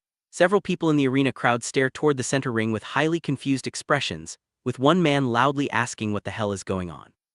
Gripping the wooden railing so hard his knuckles turn white, Rex shouts down at Jin, furiously demanding to know exactly why a lowly mercenary dares to refuse his challenge. Rex clenches his fist and grits his teeth in pure aristocratic anger, while Raymond simply looks forward calmly beside him. Leaning over the railing, Raymond looks down directly at Jin, politely inquiring if the fighter is perhaps injured anywhere from his previous bouts. Raising one lightly blood-stained, bandaged hand with a highly relaxed, arrogant smile, Jin confirms he is not hurt in the slightest. Narrowing his eyes suspiciously, Raymond asks exactly why Jin is refusing the honorable duel. Placing one hand casually over his chest, Jin boldly tells the Holy Knight that he is a professional mercenary who strictly chases money and power, and therefore, he simply cannot be expected to fight a pampered Holy Knight apprentice for free. Looking up at the balcony with a supremely confident smile, Jin brazenly suggests they make a high-stakes bet. Looking down thoughtfully, Raymond states that for a proper bet to work, both sides must possess something the other actually wants, asking what a filthy mercenary could possibly want from a high-ranking Holy Knight. Crouching casually beside an unconscious fallen fighter while looking up at the aristocrats, Jin argues that even if he is not a grand enough societal figure to significantly boost their noble reputation by losing to them, he does currently possess an ungodly amount of raw cash. Reaching into his cloak, he lifts his extremely heavy money pouch filled with the golden bounty coins, letting it swing temptingly in his hand. Standing in the center of the arena holding the massive pouch, the crowd reacts in absolute shock, and someone shouts in disbelief that the crazy kid is actually suggesting gambling hard cash with a Holy Knight. Rex glares down with clenched teeth and angrily curses Jin for the disrespect. Reaching out, Raymond firmly grabs Rex's trembling shoulder to silence him, shouting down to the ring that the Holy Order certainly does not need Jin's dirty mercenary money. Looking forward with absolute calm, Raymond proposes an alternative wager. Jin looks up intently at the two figures in heavy robes standing behind the wooden railing, as Raymond officially announces to the entire arena that if Jin fights, the Holy Order will formally waive absolutely all legal and financial liability for any physical damages Jin sustains during the fight. Looking down imperiously from the balcony, Raymond offers this total immunity as the prize they want. Jin smiles widely and taps his chest with his bandaged fingers, promising to tell them what he actually wants only after the duel is completely over. Internally, Jin realizes the true victory here. With a public guarantee of total immunity and no financial settlement to pay, he can legally beat the arrogant apprentice Rex as much and as brutally as he wants. Without hesitation, Jin loudly accepts the bet. Down in the dirt, Rex aggressively tightens the thick bandages around his hands while standing directly across from Jin in the arena. A deeply tense, murderous glare is fixed on his face, highlighted by the heavy sweat marks and harsh shadows cast by the oil lamps. Jin simply looks straight ahead, his eyes slightly narrowed in a perfectly calm, unreadable expression. High above, the bloodthirsty spectators lean perilously over the wooden railing, loudly shouting encouragement and pointing toward the arena, urging the head crusher to go for the kill since they are betting their entire fortunes on him. Jin turns his body slightly to look back. Claire stands anxiously behind him with her hands clenched tight, while Jonathan, with his arms sternly crossed, seriously tells Jin to give them a signal to intervene if the fight becomes too dangerous. Jin calmly answers for them not to worry. Tilting his head with a supremely confident smile, Jin boldly declares to his friends that he will definitely win. Standing ready in the center of the arena, Rex looks up and formally asks his master how far he should go in this duel, to which Raymond loudly answers from the balcony for the boy to give it his absolute all. Looking down into the pit with sharply narrowed eyes, Raymond assesses the mercenary's stance, certain that Jin will not be an easy opponent. Rex stands with his back to the crowd as a brilliant, blinding golden energy begins to violently swirl around his armored body. Clenching both of his fists, he fiercely acknowledges his master's command. Several spectators lean dangerously far over the railing and shout excitedly, pointing as they notice the legendary mana arts activating, and immediately begin cheering wildly for the Holy Knight. Rex forcefully plants his heavy steel boot onto the dirt, causing a thick spiral of golden energy to erupt around his leg. He rushes forward with explosive speed. A massive trail of golden energy whipping behind him as he instantly closes the distance toward Jin. Jin turns his head, his eyes widening in genuine shock as he realizes Rex's magically enhanced speed is on a completely different level than anything he has faced today.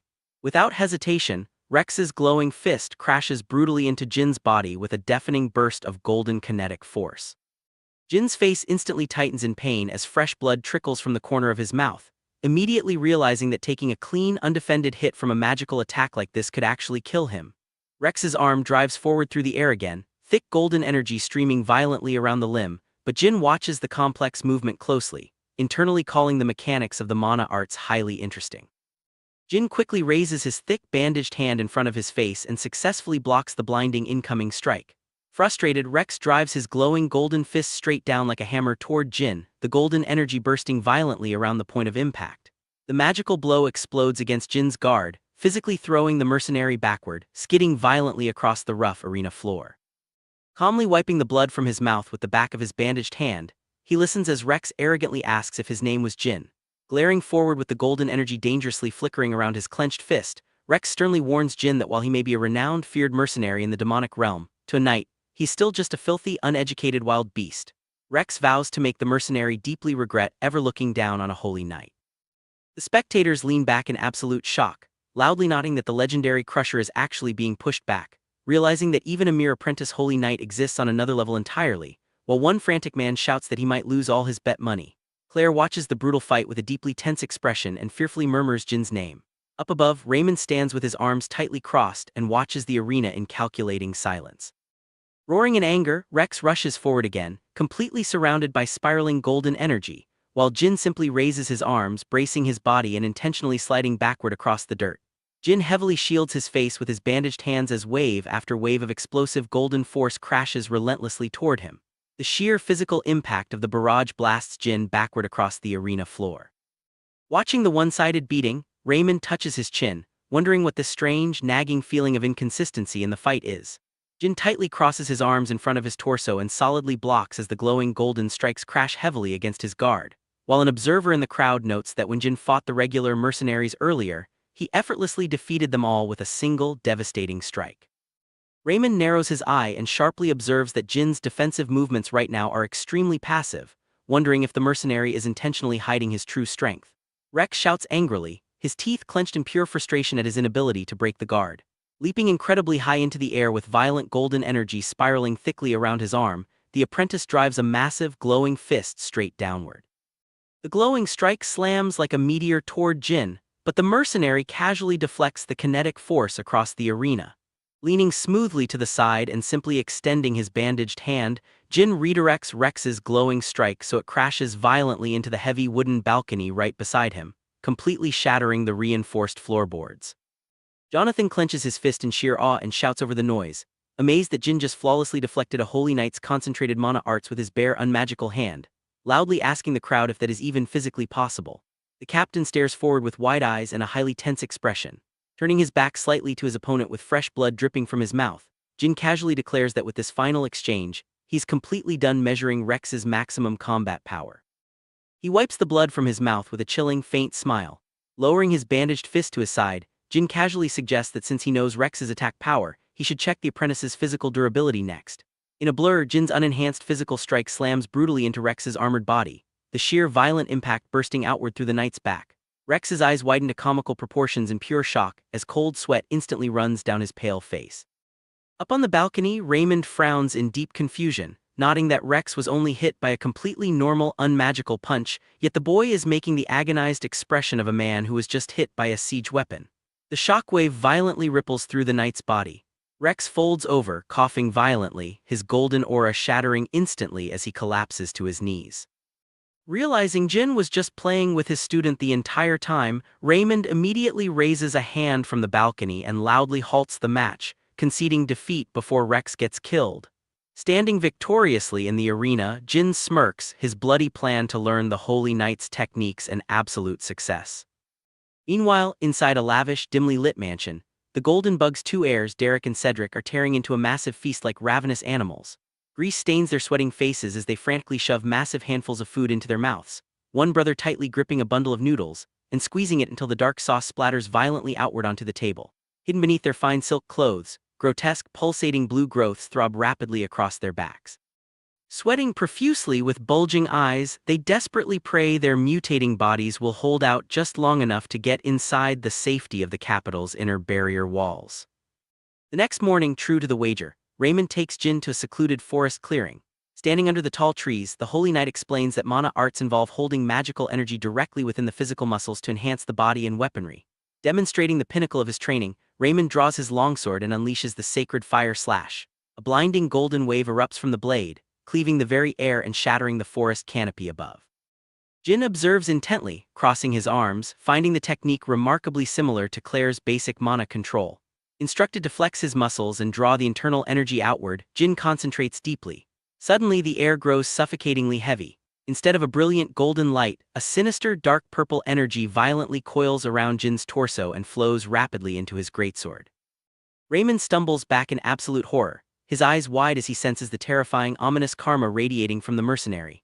Oblivious to the knight's panic, Jin raises his greatsword high. With a wicked grin, he swings the weapon, unleashing a massive wave of dark purple destruction that violently rips through the forest terrain, completely obliterating the trees. Staring at his glowing dark blade, Jin laughs aloud, completely thrilled by his destructive new power.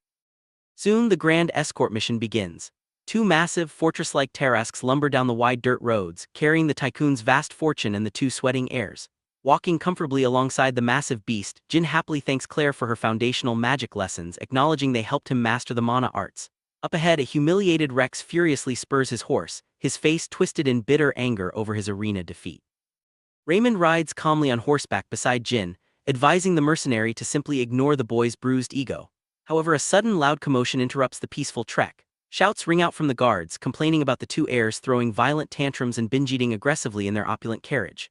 Inside the shaking wooden cabin, the grotesque brothers are drooling heavily, their eyes bulging as they violently retch, gag, and struggle to breathe. Jin's acute senses flare immediately. The monstrous energy is unmistakable. Without warning, the very earth shudders violently. The lead Tarasque roars in sudden agony as its massive back violently erupts from the inside out. Splintered wood, expensive cargo, and massive chunks of flesh explode high into the sky.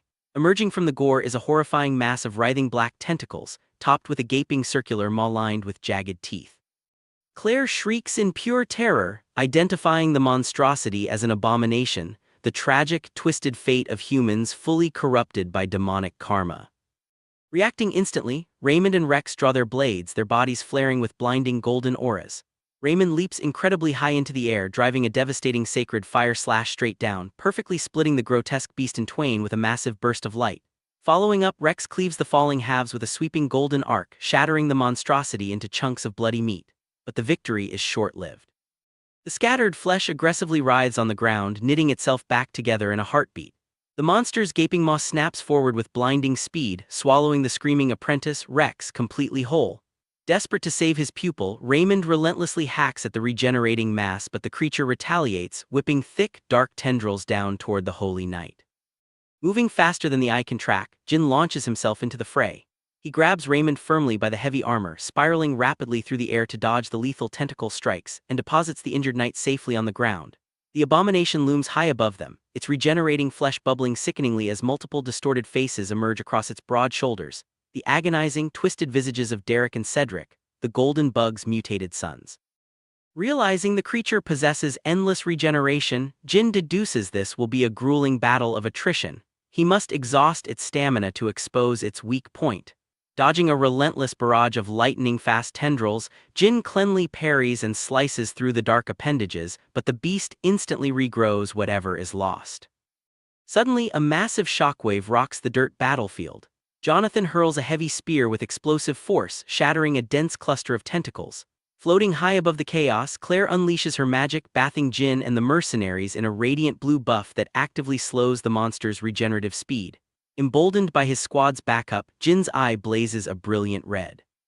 Roaring a fierce battle cry, he ignites his dark purple mana arts, turning his greatsword into a lethal buzzsaw of dark energy. He streaks through the air, carving through the massive abomination with relentless diagonal slashes. Black fluid sprays wildly as the beast screams through its multiple mutated faces. Jin's relentless assault completely carves away the thick layers of regenerating blubber, finally exposing a pulsating blue internal core hidden deep within its chest. Plunging downward with a two-handed grip, Jin's purple-coated blade cleaves straight through the crystal. The core shatters with a loud crack, and the massive abomination collapses into a lifeless heap of decaying flesh. The battlefield falls entirely silent before erupting into victorious cheers. The mercenaries celebrate their impossible triumph, raising their fists high, while Raymond slumps to the dirt, clutching his wounds in sheer disbelief. Amidst the cheering crowd, Jin walks calmly to the center of the carnage and crouches down. A small blue core fragment sits on the ground in front of him with viscous fluid dripping from its surface. He picks up the dripping blue fragment. Watching from the shadows of the distant tree line, a mysterious woman with flowing red hair observes the scene. Resting a hand against her chest, she coldly mocks the golden bug's sons for dying just as pathetically as their father, softly adding, "Poor things." She lowers her gaze with a faint frown, wondering how they could be so utterly incompetent. Her sharp gaze then locks onto Jin walking away with the glowing blue core. Holding the glowing shard tightly in his hand as its surface pulses with light, Jin turns his head slightly with a calm expression as a voice calls out, questioning exactly who he is and why he is taking the internal core. Screwing his eyes shut in obvious discomfort, Jin watches as a bound and gagged captive rests flat against a rock table, eyes bulging in sheer terror, leading Jin to realize he is viewing another person's recollection. A translucent projection of Jin hovers directly above the prisoner, peering downward with a completely stunned look. Gazing toward the ceiling in fright, the restrained individual listens to a veiled, crimson-haired lady beside him declare that his sire Golden Bug perished due to his sheer ineptitude. Positioned near the captive inside the stone chamber, the masked woman demands that he produce actual outcomes if he wishes to survive, provoking muffled, desperate noises from beneath his gag. Peering down at the prisoner, she grasps a tiny flask and commands him to demonstrate his uniqueness. Amidst his frantic, stifled cries, the crimson-haired lady grins, gripping the container of radiant azure fluid, and mentions she is about to find out if he deserves a place by her side. She forces the luminescent blue substance directly into the captive's pupil, causing blackened blood vessels to spiderweb over his skin while he shrieks against his bindings. Howling in absolute agony, the individual writhes as obsidian appendages erupt from his ocular cavity, accompanied by cerulean fluid streaming down his cheeks. Jin's features contort, his gaze widening and his jaw locking tight while perspiration slides down his skin. A string of saliva flies from his lips as he forcefully spits it outward. Sprinting hastily into a woodland clearing, Jin leaves an arcing path of fire in his wake. He tumbles onto the earth, steadying his frame while fluids dribble from his mouth onto the terrain. Slumping over, he wipes his lips and pants heavily, recalling the established fact that consuming an internal core might infrequently bestow a beast's abilities or cause the consumer to absorb its memories. Staring at the dirt, drool and sweat trailing from his chin, Jin contemplates how these internal cores come heavily loaded with adverse side effects. Strolling amidst the trees and scrubbing his mouth, he ponders whether the recollection belonged to one of Golden Bug's offspring, who transformed into monstrosities upon having a substance poured into their eyes. Gazing at an imaginary tiny flask leaking azure fluid, sweat trickling down his visage, he remembers that abominations are born from human exposure to karma, leading him to question if that mysterious liquid contained karmic properties. Remembering the dark-clad, crimson-haired lady clutching the tiny vessel, he considers the implications. Squinting his eyes as moisture glides down his face, Jin concludes aloud that she must be a dark priest. Positioned to his rear in the woods, Claire urges him that they must depart immediately. He swivels his head in her direction, a bead of moisture visible on his cheek, prompting her to question why he is perspiring so heavily. Elevating a hand to his lips, he watches Claire stand before him with folded arms, inquiring about the situation and demanding to know if he consumed yet another internal core. Dropping his hands a fraction and averting his gaze, he internally debates whether to inform the group and how he might possibly justify witnessing beastly memories as an unintended consequence of an internal core. Strolling forward with a tranquil demeanor, Claire trailing behind him, he decides that volunteering needless information could lead to misunderstandings, prompting him to dismiss her concerns by claiming it is nothing. As he resolves to conceal the truth temporarily, a shadowy silhouette lingers semi-concealed behind a woodland trunk, with wisps of Claire's hair framing the front of the view. The red-haired woman angles her head slightly with a composed look. Moving onward, Jin lifts a hand halfway in a gesture, Claire keeping pace next to him, with camp structures noticeable in the distance. Squinting her gaze, the crimson-haired lady sneaks a glance from her wooden cover. Nearby, Jin positions himself opposite Raymond and Jonathan, standing next to Claire while Raymond motions with his arm during their conversation. Resting against the bark, the woman brings a hand close to her lips, questioning aloud if he is scheming something. She marvels at the idea that an individual consuming raw internal cores is performing the exact same duties as the Order Alliance. Tapping her mouth gently with a gloved digit, she voices her curiosity. Elevating her face covering with two hands, she observes the party retreating into the distance, wondering if their next encounter will find them acting as allies or enemies. A towering rocky cliff looms behind a cluster of newly dug burial mounds, each marked by a blade driven firmly into the earth. Raymond clutches his weapon's handle tightly, with a different sword remaining lodged in a grave, while Claire joins her palms in supplication and Jin waits at their rear alongside a congregated crowd. Darkness elongates over a blade-marked resting place as a voice dedicates prayers to the god of harmony. Gripping the steel with two hands, Raymond states that Rex possessed unmatched courage and committed his entire existence to peace. The view expands across the burial site and woodlands as Raymond asks the deity to guard the fallen so his passing does not happen in vain. Maintaining a neutral gaze, Jin reflects that despite crossing paths in a single duel, the deceased appeared youthful, making his demise a tragic shame. Raymond shifts his focus with piercing eyes, then glances upward in complete shock, crying out in sudden recognition. He angles his face toward the radiant outline of a wolf perched atop a massive rock, prompting an onlooker to exclaim that it is a red wolf. The crimson beast balances solidly on the stone, its luminescent blue eyes shining and tendrils raised while a deep rumble reverberates. Dropping to a single knee and holding his massive blade buried in the soil, Raymond's cloak billows outward as he proclaims his gratitude.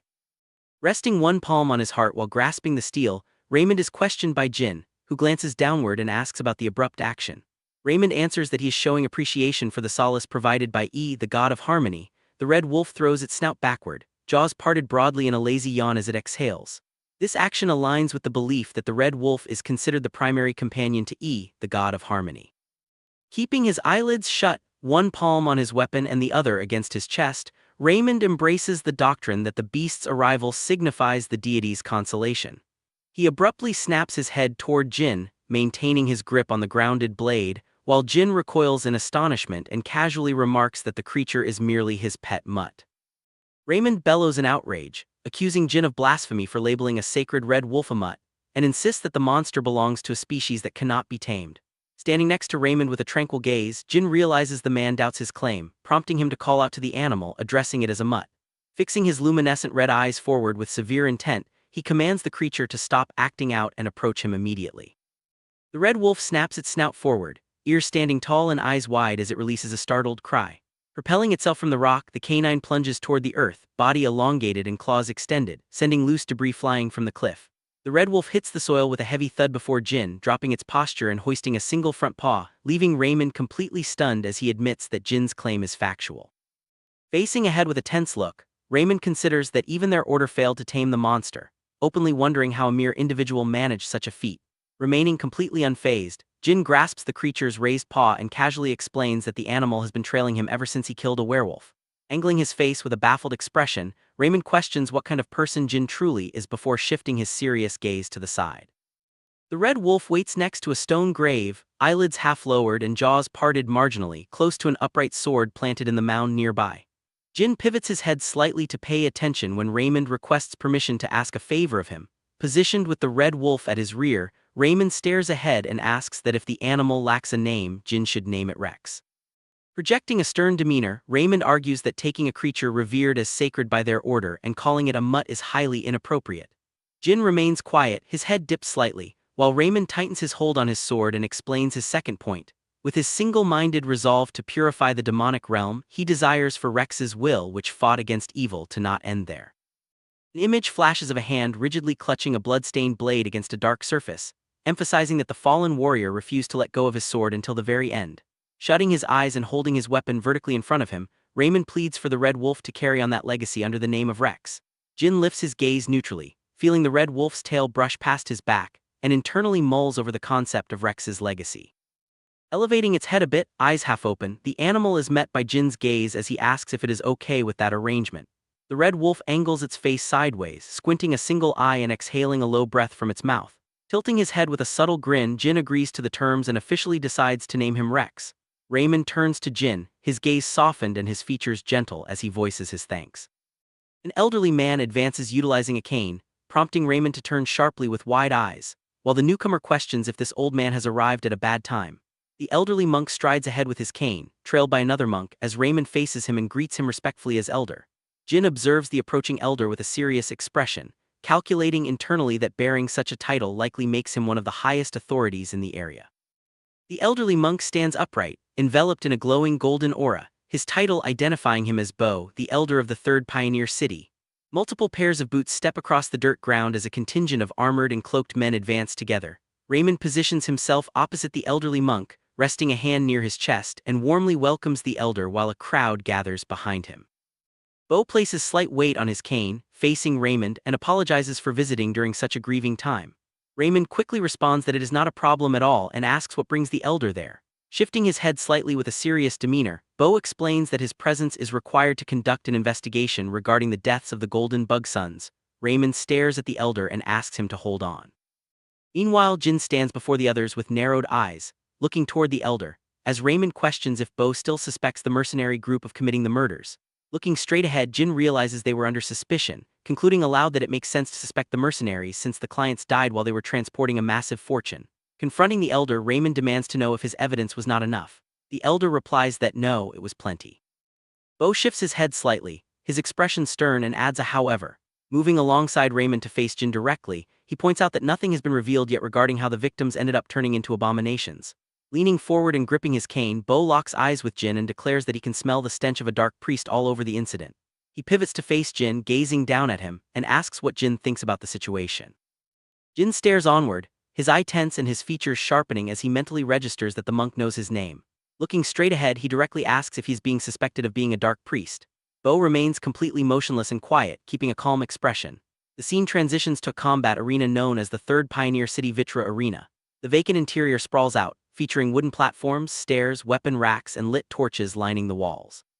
Jin waits in the forefront while the monk, cane behind him, stands and remarks that individuals as strong as Jin typically show their talent from a young age. Holding his ground, Bo points out that Jin just appeared out of nowhere one day and began pulling off one massive feat after another. Lowering his head, he adds that, quite coincidentally, Jin got involved in the abomination incident on top of everything else. Clasping his hands behind his back, he prompts Jin, who is gazing down at him, to admit that such a sequence of events looks highly suspicious. Even to Jin himself, turning his head a fraction, Jin internally deduces that people in the area keep tabs on who is strong. He concedes that his background must appear shady, especially since he is not from this world. His glowing red eye narrows in sharp concentration. Positioning himself a distance from the elder and Raymond, Jin voices his confusion, asking what any of these suspicions have to do with him sparring against the elder, clearly unable to understand the logic. Raymond glances at the elder, backing Jin's point by nodding that the mercenary only recently survived a battle, so his body isn't in perfect condition. Facing away, Jin silently agrees, but the elder merely regards him calmly and asks, "So what?" Casting a stern look downward, Bo asks if Jin is refusing to cooperate with the investigation. Raymond turns rigid, eyes widened as he stands next to Jin, privately thinking that the elder is being completely unreasonable. Jin glances laterally, his features drawn tight as he contemplates what to do, reasoning that he cannot simply beat up a man who suspects him of being a dark priest just because he is strong. Bo's face stays perfectly calm and unreadable while Jin's thoughts continue, nodding that fighting an old man might be a bit too troublesome as well. Letting his cane drop beside him, the elder observes that Jin seems to have a lot on his mind, asking if his advanced age is the source of his worry. Straightening his posture, a brilliant golden aura engulfs his body as he thanks Jin for the thought, but insists it is unnecessary. Stomping his sandaled foot heavily into the earth, he begins to explain the reason he rose to the position of elder. Closing the distance instantly, Bo thrusts his glowing palm at Jin, finishing his sentence by stating it was purely due to his own strength. Jin snaps his head backward, clenching his teeth as he realizes the old man is fast. Bo's hand slices cleanly through the air, his prayer beads swinging. The strike connects with massive force, generating a spiraling shock wave around Jin as the elder executes the great bell strike. Jin's face twists in agony as blood sprays from his mouth.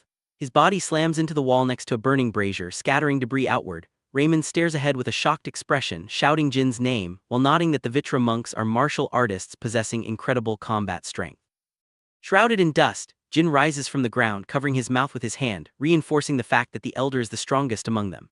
Enveloped in a swirling golden aura, Bo stands forward with one fist pulled back, warning Jin not to let his guard down even for a second before casually asking Raymond if he's being a bit biased. Gliding low across the ground, the old man threatens that if Raymond keeps taking Jin's side, this old man might get jealous and lose control of his strength.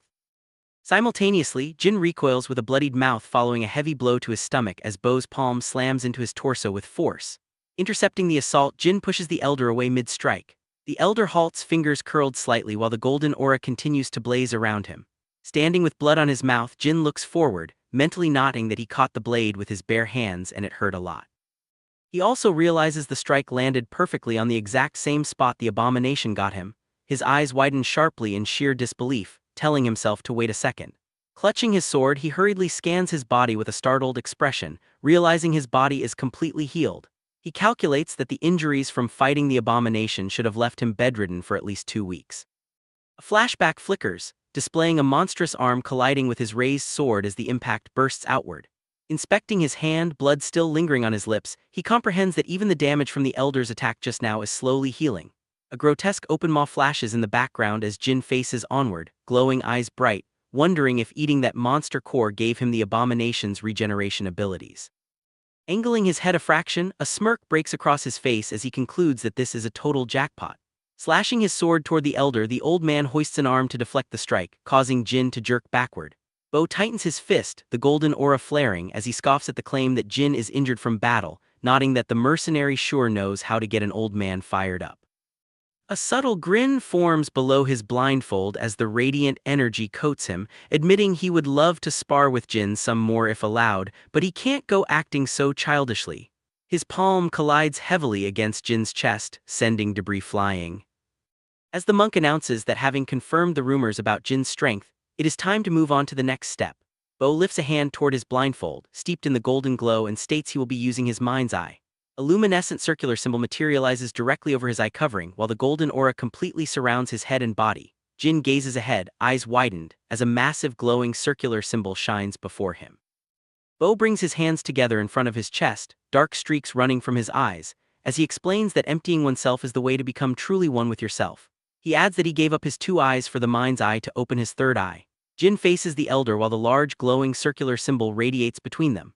The elder stands calmly and describes it as an eye of the heart that pierces through to the essence of the soul. Bathed in a deep blue tint, Jin stares forward as the elder commands him to show whether he is a dark priest or a rising new light. A green monstrous creature featuring elongated limbs and an unhinged mouth cowers within a dark void. The green creature with long limbs looms forward through the darkness. A grotesque surface littered with numerous red, slit-pupil eyes glares outward with terrifying intensity. The glowing golden circular symbol radiates against the blackness as a commanding voice demands the beast to be gone and get back. A sandaled foot plunges into shallow water, creating ripples as it moves forward. Bo finds himself in a misty forest clearing, swiveling his head in alert silence. His features tense, sweat forming on his face as he murmurs in dread, asking what this is. He stands completely encircled by multiple shadowy beasts with glowing red eyes towering all around him. With this space revealed to be Jin's mental world, Jin taps the elder's shoulder with a sharp jolt, causing the old man's body to physically react to the contact. Leaning forward and keeping a hand slightly raised toward the monk, Jin asks if the elder is all right, having noticed he is unable to sense Bo's mana. Breathing heavily with sweat running down his face, the elder admits that the mental world bypassed unpleasant and went straight into terrifying, nodding it is the first time he has ever seen something like that. Drenched in sweat with a tense look, the monk internally concludes that since Jin's mental world hasn't completely collapsed, it means he is not a dark priest in that case. Jin looks at the senior figure who presses his palms together at his chest and addresses him as elder. Rotating slightly while maintaining his hand posture, Bo tranquilly issues an apology to Jin, asking forgiveness for the old man's rudeness, but emphasizing that verifying whether he was a dark priest or not was incredibly important. Jin stares back in confusion, asking what this is all of a sudden. Abruptly the scene changes, showing Jin with Raymond behind him and a girl at the open doorway, who explains that it is because she wanted to entrust Jin with a quest related to the dark priests. Jin shifts his gaze to the side with a serious expression, prompting the newcomer to state who she is. The girl advances across the ground, warmly saying it is a pleasure to meet him. Keeping a calm demeanor, she introduces herself as Cindy, the youngest daughter of the Golden Bug. The forest remains quiet as the leaves sway and rustling echoes around the trees. Striding ahead on a forest path with Jin, and the elder following behind her, Cindy notes that this is not the first time an abomination has appeared. Gazing forward, she explains that recently, with the third pioneer city serving as the epicenter, many people have been turning into abominations, and even the surrounding forests are rapidly becoming corrupted into the demonic realm. Jin pivots his head laterally with a tense expression. His eye bulges sharply as a voice announces they have arrived. Jin and the others direct their attention ahead, as several figures in white robes kneel around a massive purple rift core that emits a glowing light in the forest. A massive pulsing mass featuring multiple tender-like extensions and a glowing core spreads outward. It is identified as a rift core, an object that spreads the demonic realm and converts the surrounding areas into it. Three robed figures rest on their knees, hands pressed together, praying for pity and for mercy to be bestowed upon the land. Enveloped in golden light, the robed figures maintain their kneeling posture and clasped hands, offering their prayers amidst drifting glowing particles. Three masked figures in dark robes point tube-like devices at the rift core, blasting its surface with streams of water. The devout continue kneeling and praying while the masked operators spray water onto the pulsing rift core, a bright golden light surrounding the entire procedure.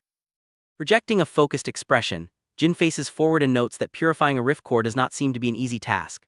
Dipping his gaze slightly, he questions the logistics, recalling that the power of karma was supposed to weaken the further one gets from the Northern Empire. Standing beside him, Cindy confirms that he is correct. Squinting as he turns his head slightly, Jin deduces the implications of something like this happening. Cindy faces frontward with a firm expression and agrees. Staring ahead, she confirms it means there is someone behind it, prompting Jin's features to turn rigid as he mentally identifies the culprit as a dark priest. Packing forward with Jin trailing behind her, Cindy warns that if the number of abominations and rift cores continues to increase at the current rate, the third pioneer city they worked so hard to build will face great danger. Strolling alongside Jin, the elder adds that in the worst-case scenario, tilting his face upward, they could lose the entire city. Halting on the forest path and leaning on his cane to address Jin and Cindy, Bo explains that this is why they meticulously tried to find the dark priest's hideout and have finally located the suspected base. Elevating his head slightly, the senior monk pivots his focus to Jin and asks if he would join them in the extermination operation in 2 weeks. Standing nearby, Cindy sweetens the deal by promising to compensate him with the highest level of pay. Keeping a focused gaze, Jin internally registers that this is what they wanted to hire him for. Evaluating both figures, he thinks about Bo, the elder of the third pioneer city, and Cindy, the only left descendant of the Golden Bug. A faint smile curls on his lips as he muses over receiving a request from such big shots, wondering if he has finally been acknowledged. Jin stares ahead, allowing a confident smirk to fully form on his face. Dark clouds stretch across the night sky above. A wide grassy field spreads outward as Teresk stands along a path. A voice urges him not to even mention it, confessing she was so worried. Strolling next to him, Claire points out that being framed as a dark priest makes death a given. She adds that she heard they brutally torture suspects too. He shoots her a strained, sideways glance. An imposing, spiked iron torture device flashes behind him as he repeats her grim assertion that they would torture him. Clasping her hands together with a bright expression, Claire announces they have finally arrived. Jin goes briefly stiff before staring ahead with widened eyes, murmuring in awe at the sight.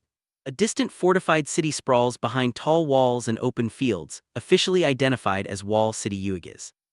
The massive urban landscape spreads outward, described as incomparable to the pioneer cities and known as the safest place in this world. Maintaining a calm look, Jin stares forward and wonders if he will be able to live there someday. Shifting his focus to Raymond standing beside the terrace, Jin decides that now is not the time and calls out to Raymond. Raymond swivels his head sharply, wearing a stern expression. A multitude of people sit and lean against the terrace while resting on the ground, as a voice announces that everyone will take a short break before moving on. A broad view displays multiple people gathered around the terrace, split between those resting and those standing in place. Jonathan pitches toward Jin with a shocked expression, yelling in disbelief about Jin leaving for the third pioneer city. Jin confirms, responding that he got a new request. Jonathan stares at Jin and states that it is so sudden, adding that going separate ways after a job is done is how it goes in this business, but it is always a bit sad. Keeping his composed stare fixed forward, Jin agrees that Jonathan is right and asks what all of them will do now. Flashing a smirk and a thumbs up, Jonathan announces his intention to have some drinks and then drink some more, a plan immediately echoed by another voice saying the same. Gripping his bag, Jin turns his head toward Claire and asks what about her. Shutting her eyes with a faint smile, she admits she will have to look for another job, prompting him to ask if she made enough money this time. Meeting his gaze with a composed expression, she explains that it was a decent payout, but she is still far short of the money she needs to go to the Magic Tower. Displaying a slightly surprised expression, Jin repeats the name, the Magic Tower. Angling her face slightly with a gentle smile, Claire confesses that although she calls herself a mage in the end, she has just gathered common knowledge, so her skills are barely past the beginner level. Strolling next to Jin with soft features, she clarifies that she doesn't have a problem making a living right now, but she simply got greedy and wants to learn higher-class magic. Standing with a smile as a grand, library-like structure rises in her imagination, Claire explains that saving money to attend the Magic Tower is the only way to learn higher-class magic there. Glancing to the side with a thoughtful expression, Jin compares the Magic Tower to a magical university, mentally commending her for earning money just to study, calling it admirable. Angling his head and murmuring softly, he comes to a halt and opens his bag, drawing Claire's close attention. Jin hoists a tied pouch in one hand, directing a faint smile at her and questions if it will be enough. Metallic currency gleams from the slightly open pouch as he states it should be enough to help her get to the Magic Tower. Throwing her hands up in a startled expression, Claire vehemently declines, saying no way and insisting she could not possibly be shameless enough to accept it. With Jonathan observing seriously from the rear, Jin holds the pouch toward Claire and assures her he isn't just giving it away for free. He insists he is giving it because he is indebted to her, telling her to consider it a gift. Rubbing the back of his head with a wide grin, Jonathan chimes in to highlight that it is a huge amount. Staring ahead with a conflicted expression, Claire tries to protest again, but her eyes widen in surprise as Jin extends his hand and places the pouch directly into her grasp. He pivots his head toward her with a faint smile and promises that he will see her again. Rendered completely silent, Claire stares straight ahead, her eyes wide and her cheeks flushed. A close view shows her lips pressed firmly together while a deep red remains on her cheeks. Reaching out, Claire's hand clamps tightly onto Jin's cloak from behind. Standing intimately close beneath the trees while holding his cloak, she offers a simple thank you. Fixing her gaze forward with a determined expression, she vows to definitely repay the favor. Glancing backward with a calm look, Jin's eyes soften in silence. Squaring his shoulders to face the entire group, he bids them all to take care. Claire clutches the pouch securely to her chest while Jonathan stands next to her, waving his farewells with his eyes closed. Turning his face away, his cloak shifting slightly in the motion, Jin drops his chin and strides onward while the group watches his departure from behind. Rex lies stretched out in the grass while Raymond stands nearby looking down at him. With a softened expression, Raymond gently speaks the creature's name. Maintaining a faint smile and relaxed eyes, Raymond stares ahead. Underneath a sunset sky, Jin marches toward the city with Rex keeping pace beside him as Raymond offers a final parting wish, telling Rex to take care too.